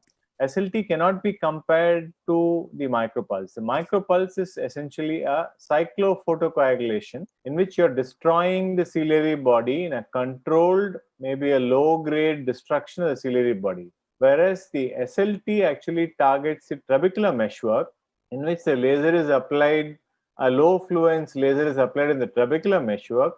It's something like vacuum cleaning of the trabecular meshwork, in which you allow the aqueous to go through an intact trabecular meshwork. Whereas the cyclophotocoagulation destroys the ciliary body as compared to the older continuous laser. The micropulse is more controlled and less destructive. They are two different procedures and they really can't be compared. Thank you. And in case of a AGV, if a AGV is put, how do you modify the area of treatment with the micropulse? Yeah, the AGV usually actually is 8 to 10 millimeters behind. So you do have space to apply the probe on top of the area where the tube usually goes through a tunnel or it goes through a patch of sclera. It is usually healed well. So I don't find any difficulty in applying it because this is applied close to the limbus. We're not going anywhere behind. So the AGV actually does not interfere with the micropulse treatment. The only problems we have with the micropulse is when you have thin sclera or a large blood clot or a recent surgery. Those areas take up a lot of energy and they can cause damage to the sclera.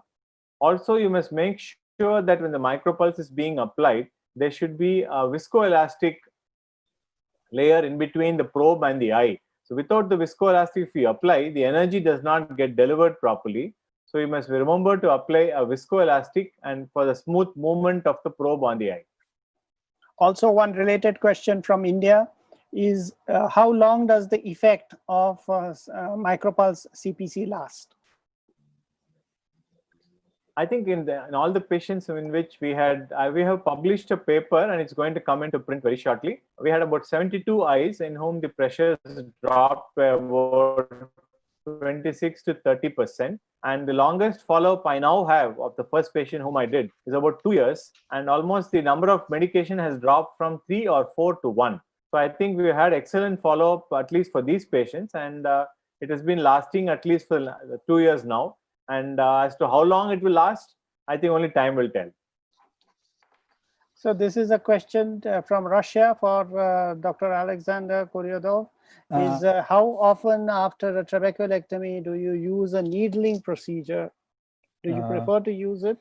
Yes, absolutely. A lot of time we use needling, including some medicines. I can't talk about this because this is off-label procedure. Yes, absolutely. We do it absolutely.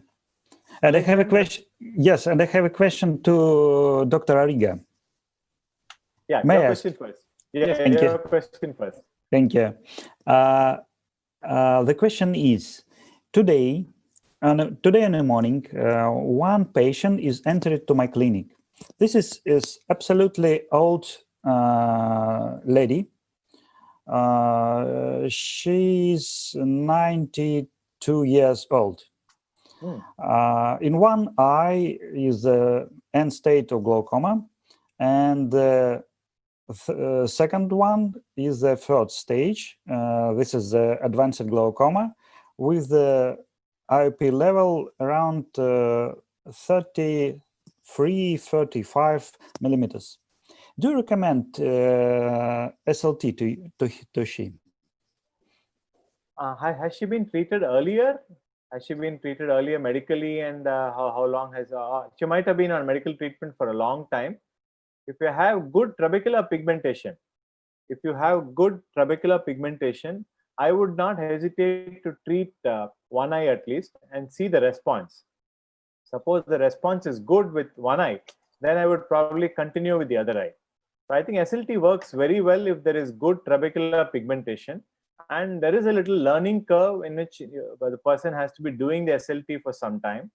And if you have now, we have started using what is called as the nano SLT, in which the fluence is really low and the effect is very good.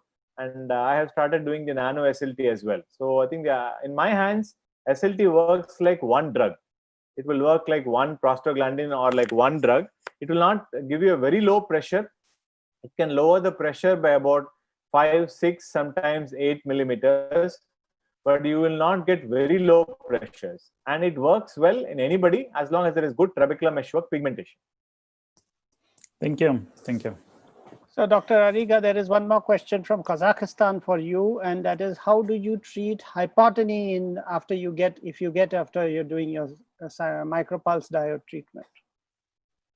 I'm really lucky that maybe I have not got the hypotony, because you follow the treatment protocol advised by the company and play it safe. Do not over treat. So hypotony does not occur.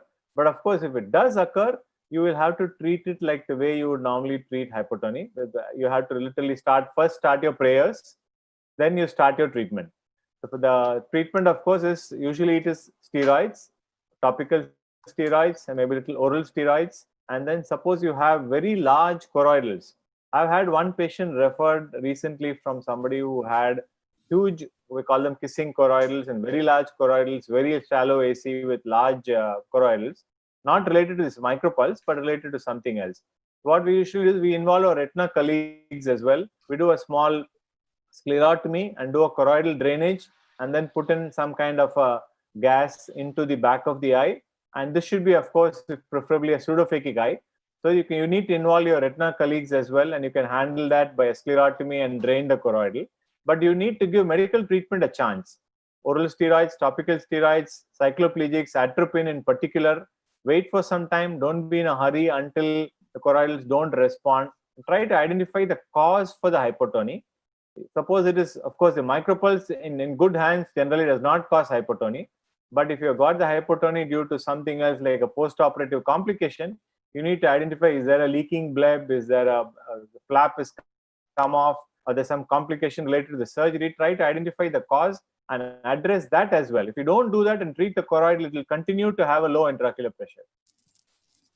Thank you, Dr. Murli. And the question now, related question to Dr. Harsh, is what is the incidence of choroidal detachments after putting the Ahmed valve tube in the posterior chamber, and how do you manage that?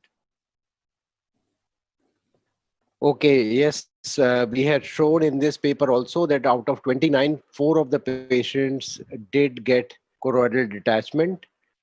But luckily, all of these detachments settled down by themselves. And like Murli rightly said, that first you stick with high dose steroids. Sometimes you have to give oral steroids and topical steroids with atropine. And if this doesn't settle, rarely, because in none of our posterior valves did we have a persistent choroidal detachment. But if it does happen, definitely you will have to go ahead and drain it and put in a gas to stabilize it.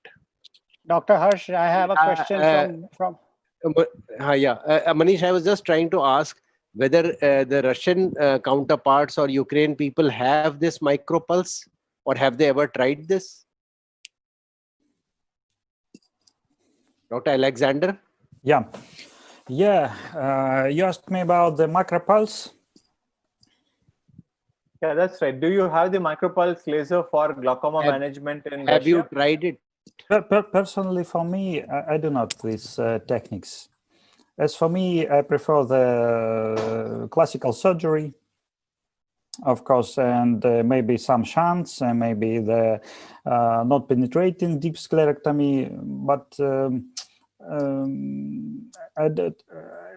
I'm not true for the laser, unfortunately. Okay, so Manish, you had a question? Yes, yeah. I was going to just have a comment, is that if you have to put a gas in an eye with a Ahmed valve in the posterior chamber, according to my assumption is that you will get an air lock of the Ahmed valve. Because if you see, when you insert an Ahmed valve, we always prime it to remove all the air from the tube. You don't want air to go into the tube. And now to settle the choroidal, you have put in a gas, which is just like air. It can cause an air lock, and your Ahmed valve will not function after that until you again go in and prime it in situ. Correct. Okay, but, Dr. Manish, like- I've had this problem once in which Ahmedabad we had a bad hypotony, and we had gone in and done exactly what you said, and the Ahmedabad got blocked. So we had to go back a week or two later, go back and reprime it from within the eye. It was a very tricky situation, and it worked. You're Exactly. absolutely right. Sure, sure. Thank you. Thank you for your input. And the next question is to Dr. Zoya. And the question is there any ready table for determining in the therapeutic intraocular pressure from the European guidelines? This is from, the question is from Ukraine. I told a little bit in my presentation about the IOP measurements, and in a guideline it will be recommendation for rebound technology mostly, but maybe it will they will include some recommendation for IOP measurements due to COVID pandemic. I don't know, because last information about new guideline 5th edition, it was we discussed during Geneva meeting last year, but it was before pandemic, and I hope that a little bit changing will be made in due to this situation. But on my opinion, now it's a great discussion between IKEA and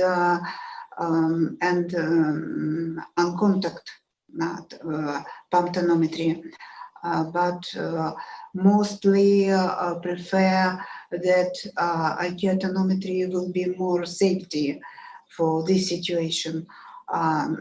In our country, for lucky chance, we have permission from government and from Ministry of Health for this technology, but it will a little bit depend for clinical equipment up to price.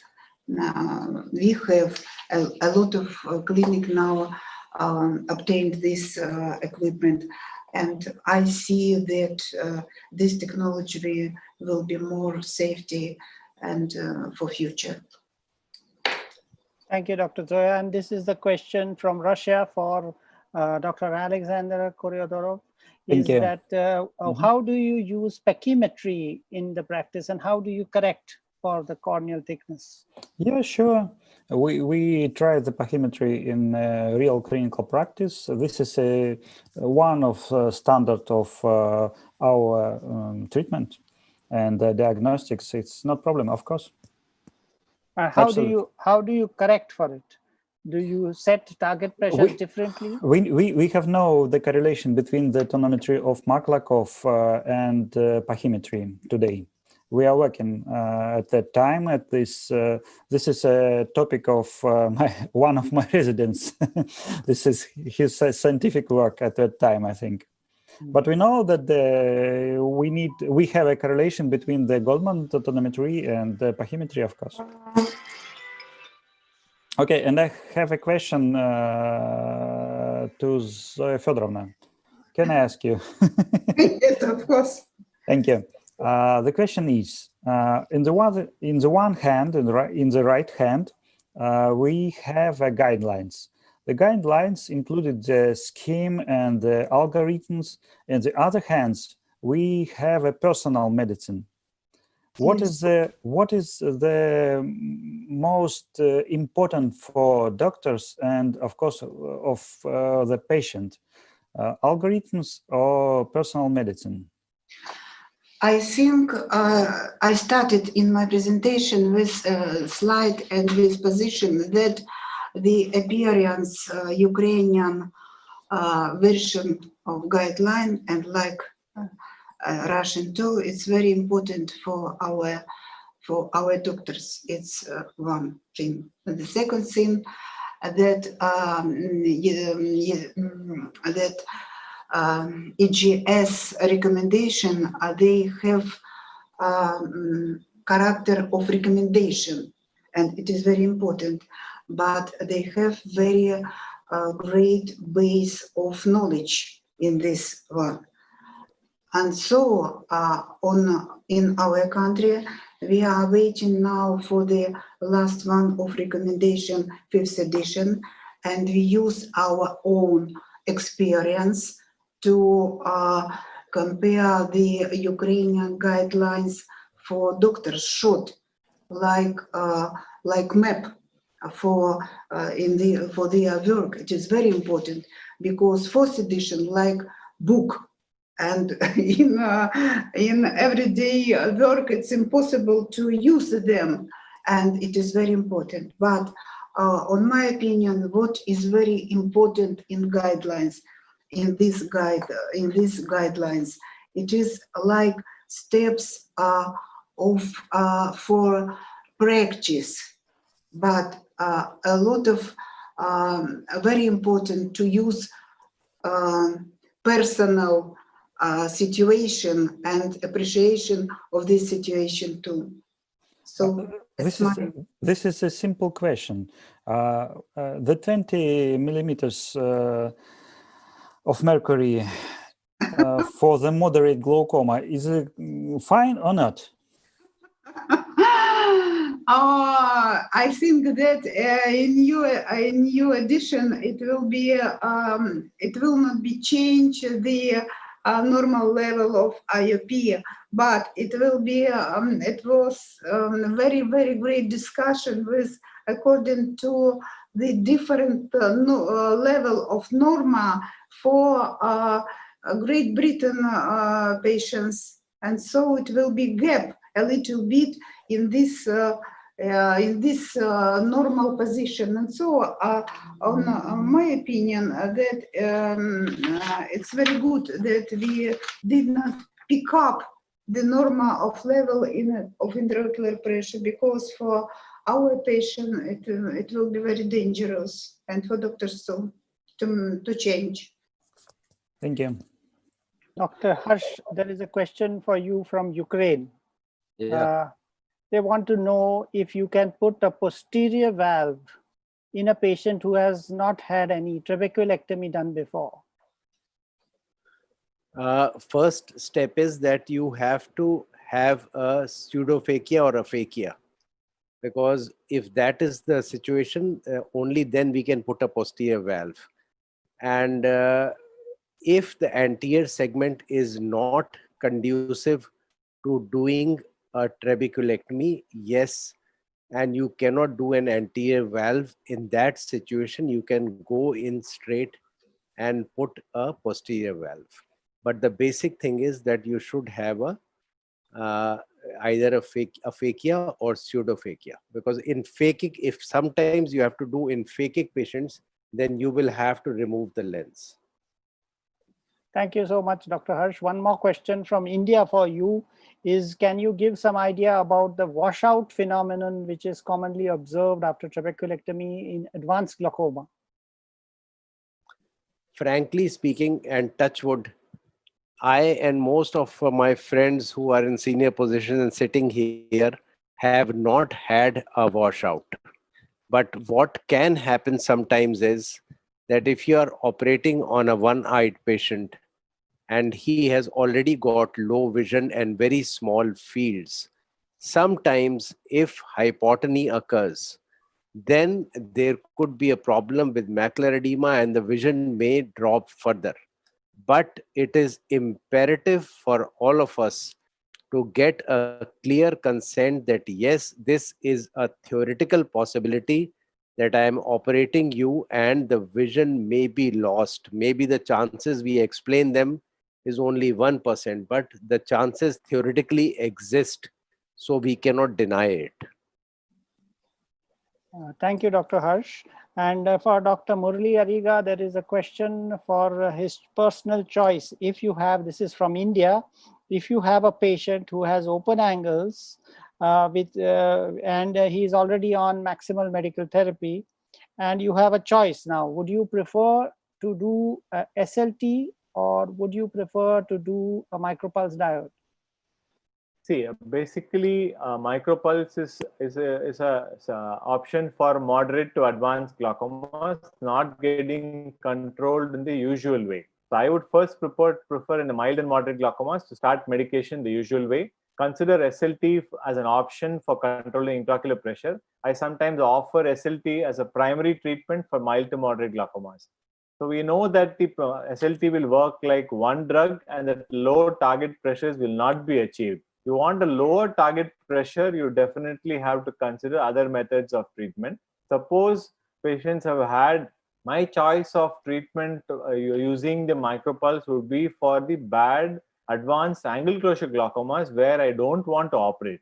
But I know that I dread the complications of a trabeculectomy. We all know what can happen. So that's why now angle closure glaucomas, especially advanced angle closure glaucomas, I would opt for the micropulse. So, and also with the advanced glaucomas where you had a phaco trap done, you had previous trabeculectomies done, previous valves done, previous keratoplasties done, those are all the situations where the micropulse works the best. Primarily for a mild glaucoma, I would not opt for a micropulse. Thank you, Dr. Murali, for being very clear on that. And Dr. Harsh, there is a question from Russia for you, is that what anti-inflammatory treatment you are prescribing after your surgery in the post-operative period, and for how long are you preferring? And since we are on anti-inflammatory, there are related questions on use of non-steroidal drugs after trabeculectomy. So you can answer both, I think. Definitely, we are using for more as far as the posterior valve is concerned, or as a matter of fact, even trabeculectomy, we would like to give steroids for quite some time. And personally, after trabeculectomy also, we give it for at least 6 weeks, because we have seen that a good bleb formation forms if you are giving long-term steroids, because steroids act as an anti-fibroblastic, and therefore sometimes the vascularization also reduces if you give long-term steroids. And as far as the posterior valves is concerned, again we give steroids for quite some time, because we do not want any hypotony to occur in these situations, and the inflammation is also reduced. I have a question to Dr. Harsh. This is a short comment, maybe. What kind of steroids do you use in your practice? Dex or another? No, we are using prednisolone. If we need to go stronger, then we shift on to Dex. But primarily it is predni. I have a comment regarding the posterior placement of the tube, Dr. Harsh. I think primarily, what we do is in many patients with the iridocorneal endothelial syndrome called the ICE syndrome, patients are faking. So in those kind of patients, we all know as glaucoma surgeons that trabeculectomy will not work after some time. It invariably fails and scars. So in many patients like this, even with phakia, normal lens being present with the ICE syndrome, I would prefer to put in a tube, and in these patients, I put the tube behind the iris. So I would do a small iridectomy so that I can see where the tube is placed. And a phakic patient, when I know that the trabeculectomy is not going to work, at least even maybe 6 months, 1 year down the line, primarily I would do a tube even in a phakic patient and place the tube behind the iris, so that we know in the ICE syndrome, the cornea is compromised, and the chance of having a corneal decomposition is higher in ICE syndrome. So in these ICE syndromes, I would prefer a tube primarily and behind the iris. Frankly speaking, we have done a lot of trabeculectomies in these, and a lot of them do work nicely. So our primary aim is to do a trabeculectomy. And if I'm going to put a tube, I would rather do a combined surgery, that is take out the cataract and put the tube in the posterior segment, because I have now number of patients referred to me in which tubes in the anterior segment, not the type which you are saying, But yes, they were the tubes in the anterior segment which has caused, and once there is corneal Yes. decompensation, then we are in big problem with these Correct, cases. correct. Absolutely. Uh, Now, I was just Next saying question one I more would like to put situation. to Dr. Alexander. Yeah, one more is, situation that- where the tube can be kept. Pardon? Sorry, we missed what you said, Murli. Yeah, Oh, I have I a was- question. Thank you. This question to colleagues from India. What kind of pre-op therapy do you recommend before the trap? What kind of therapy? DEX or maybe non-steroid therapy before the surgery? Do you recommend? Dr. Harsh? Yes, Manish, First. I think you can let Manish, I think let him also give some answers. Yeah, I know. He's a super specialist as well. Yes. So basically, preoperatively, only if the eye is showing congestion and follicles, in those situations, you give the fluoromethalone kind of steroids preoperatively for about 2 weeks. The milder But if steroid. yes, milder steroid. But if the eye is not really showing much congestion, and then I do not give any preoperative steroids. And I don't use NSAIDs routinely until almost a month after surgery. Even after surgery, I depend only on steroids and only use NSAIDs much later. And do you recommend to stop the anti-glaucoma medicines before the surgery? The problem with us is that most of the patients are on everything, and you stop anything, then there's going to be a problem. But yes, if they are on not on Diamox, that is oral acetazolamide and glycerol, then we can add that on and reduce the prostaglandin analogs and pilocarpine if going on. Problem is, if you truly want to do that, you have to stop it for at least 2 to 3 weeks. And that much time usually is not there, because either the patient is from outside or so many other small practical things are. So most of the times we actually end up doing it with the patient on all medications. I agree with Dr. Harsh. I also do not stop any of the glaucoma medication. But suppose the patient has been on glaucoma medication for a long time, for many years and many months. The conjunctiva has been affected and the ocular surface does not look good. Then I think, as Dr. Manish mentioned, I would also consider using fluoromethalone or loteprednol, that kind of a milder steroids. I don't give dexamethasone. I also use fluoromethalone or loteprednol preoperatively to sort of quieten the eye and then go ahead and operate. I don't stop glaucoma medication before the surgery. Let us ask Alexander, what is he doing? Yes, we stop all medicine before the surgery, maybe 1 week. 1 week, and include the scheme, the Diamox, acetazolamide, and other medicines, oral medicines, 1 week before the surgery. And including the DEX on our scheme, and also we include the tears. So one more question for Dr. Alexander, since you're already there, is what is the incidence of diplopia after drainage device, and how do you avoid? This is a question from Russia for you. We haven't incidence of diplopia in this patient. If we talk about this patient, of course, this is a really incidence of glaucoma surgery. If you implant devices like a tube, like Ahmad 12, it will be. But in my case, then I present not this situation. I think the diplopia is sort of more common with tubes which involve muzzle surgery, like the Barwell type implants, and we have an Indian implant also, in which you do muzzle surgery and you place the implant between the muzzles, like lateral rectus and superior rectus. That's when the diplopia chances are more, and when the muzzles are also involved. With the Ahmed valve, I think you will probably see less of the diplopia, than with the Barwell type implants. Yes, much less, right. but sometimes there is a cyst formation and then the movement is restricted. So you can go in and remove the cyst in those cases. Also, question for Dr. Murli is, this is from India, is pilocarpine required after your laser surgery, after you have done the diode cyclolaser? No, the logic of the treatment after the cyclogesics is cyclophotocoagulation is that you definitely need topical steroids. You probably need a cycloplegic to take care of the mild iridocyclitis that may be there.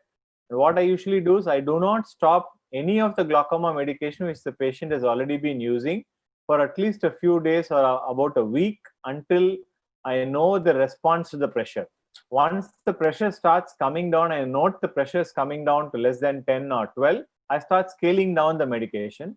I don't see a role for adding pilocarpine or adding any medication. So whatever the medication the patient is already on, I simply continue after the laser. I do not stop glaucoma medication after the micropulse. And a question again for you also from India is, do you recommend the use of micropulse diode in post-keratoplasty glaucoma? Absolutely. I think one of the best indications for the micropulse is post-keratoplasty. I must have done at least about 15 to 20 post-PK glaucoma eyes in this year itself. And the results have been astounding that nothing else would, when nothing else would work, when you have a scar on the top, you have a tube already, and the cornea is already undergone a keratoplasty, and the success of the keratoplasty is being compromised by the glaucoma. I think the cyclogesics, the micropulse, is actually a wonderful treatment, and it's such a relatively simpler, lower duration procedure. We can actually consider doing it out of the operation theater like some of our colleagues do, but I would prefer the operation theater because we are administering a block. So for the safety of the patient, I do it in the operation theater. Thank you. So Dr. Alexander Kuryadov, there is a question again from Russia for you, is what is the best choice in neovascular glaucoma patients? Yes, it's a very interesting question and very important question, because now we are thinking a lot of patients with neovascular. The first choice, as for me, this is anti-VEGF therapy in the anterior chamber. And after this, maybe after 3 days, we do the trap. And the second one, this is the cyclophotocoagulation. This is also the best way for this patient. And I have a question for all. And yes,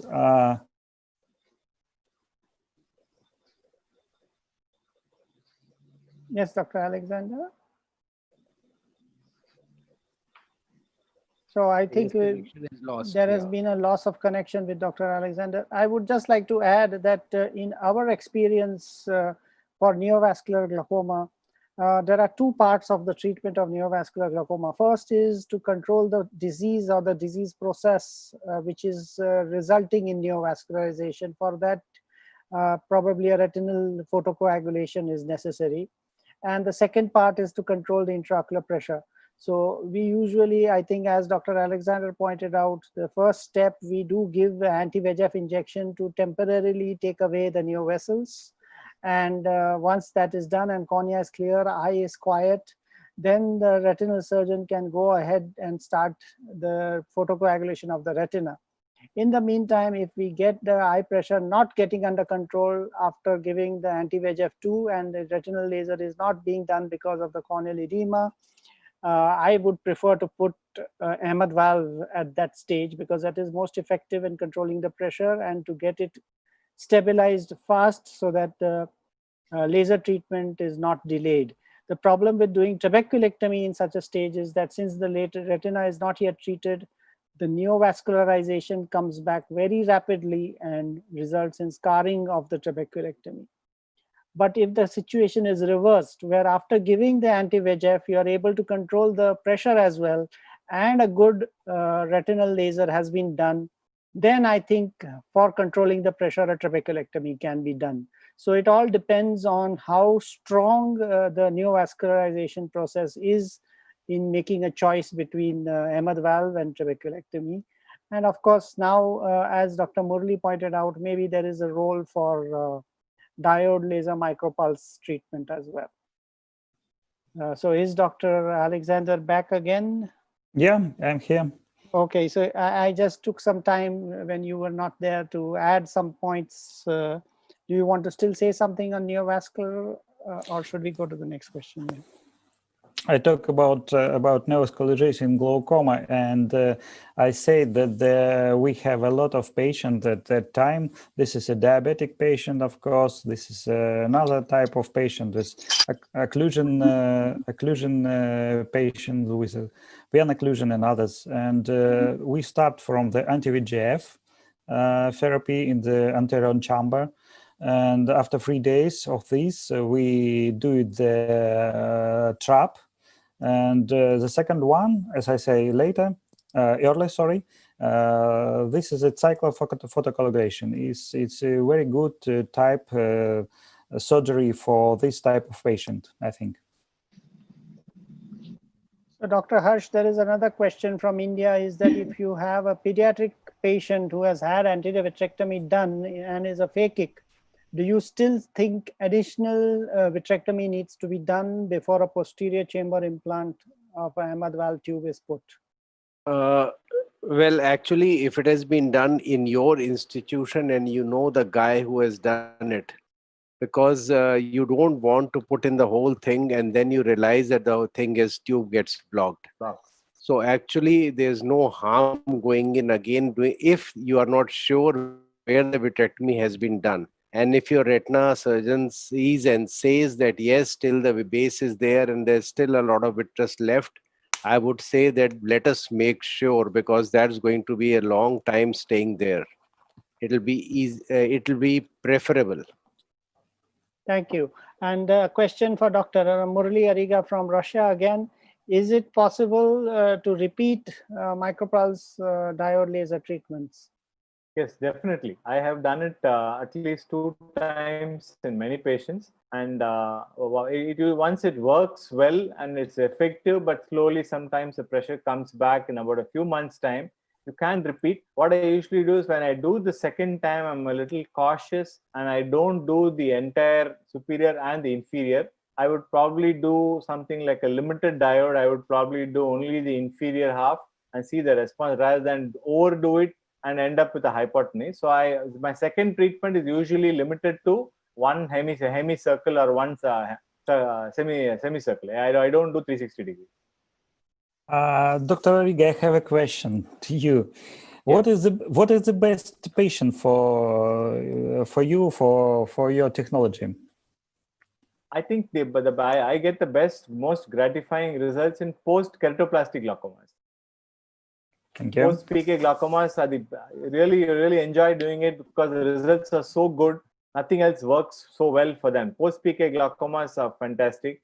And the second in that list is primary angle closure glaucomas, advanced glaucomas, in whom you dread that you're going to get a malignant glaucoma when you operate on a trabeculectomy. Those are the patients in whom you can do a micropulse. Advanced primary angle closure glaucoma. So I would like to ask a question to all the speakers. Is your choice of first choice therapy for glaucoma, and what is your choice of prostaglandins? So I think each one of the speakers can take this question, because this question is repeatedly coming both from India, Russia, Kazakhstan, in Ukraine. All the countries want to know this answer.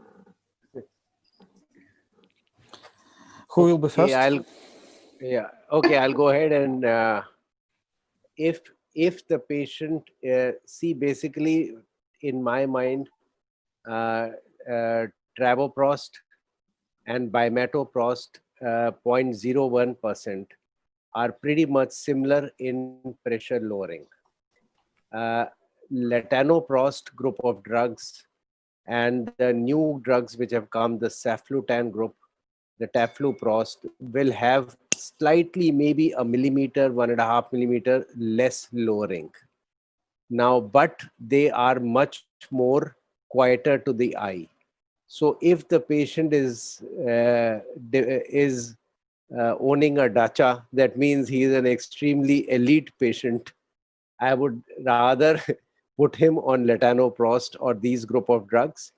If you want good, the highest pressure lowering, either travatan or travoprost or bimatoprost, both will be equally good. If you want to go even higher, you can go to bimatoprost 0.03%, which may induce a lot of redness, but it has the highest pressure lowering efficacy.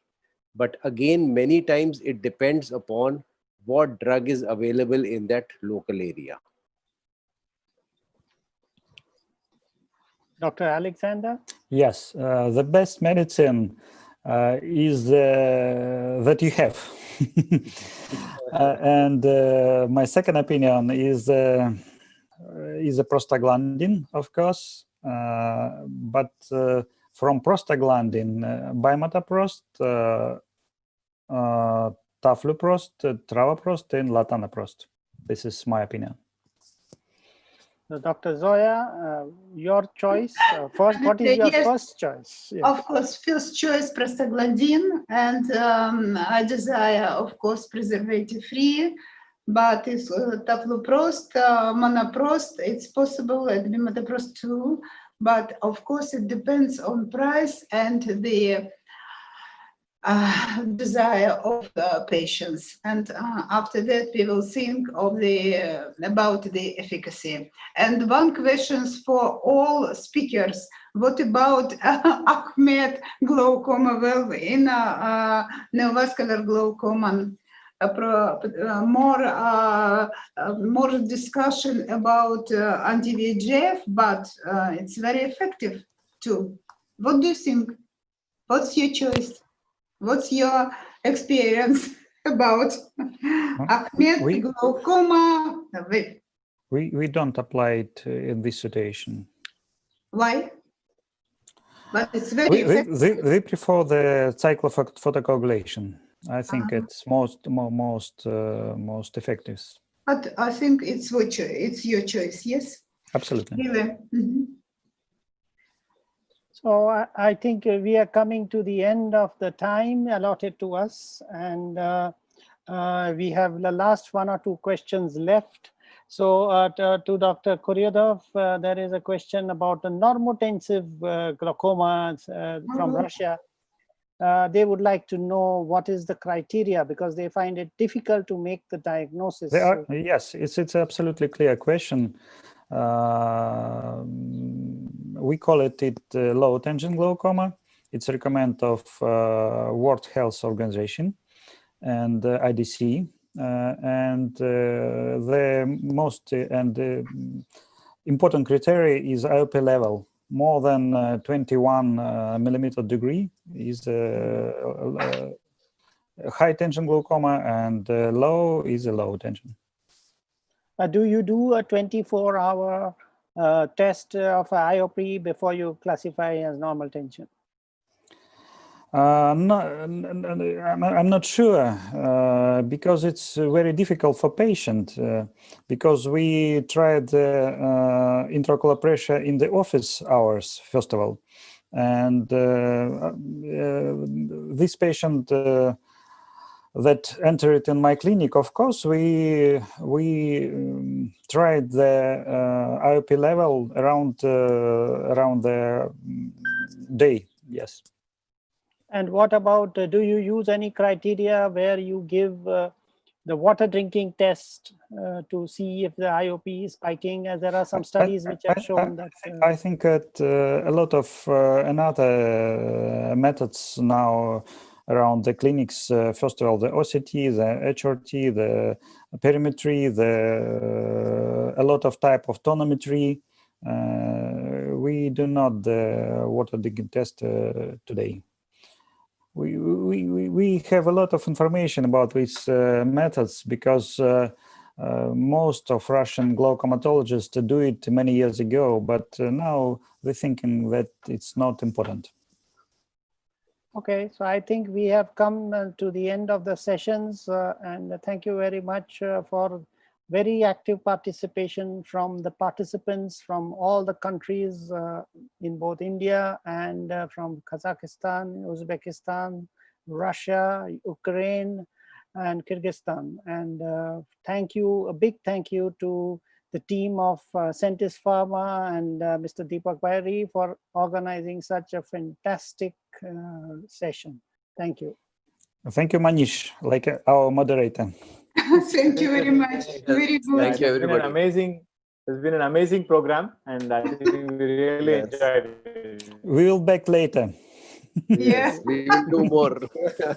with great pleasure. Definitely. Look forward. Thank Look you forward. very much. Yeah.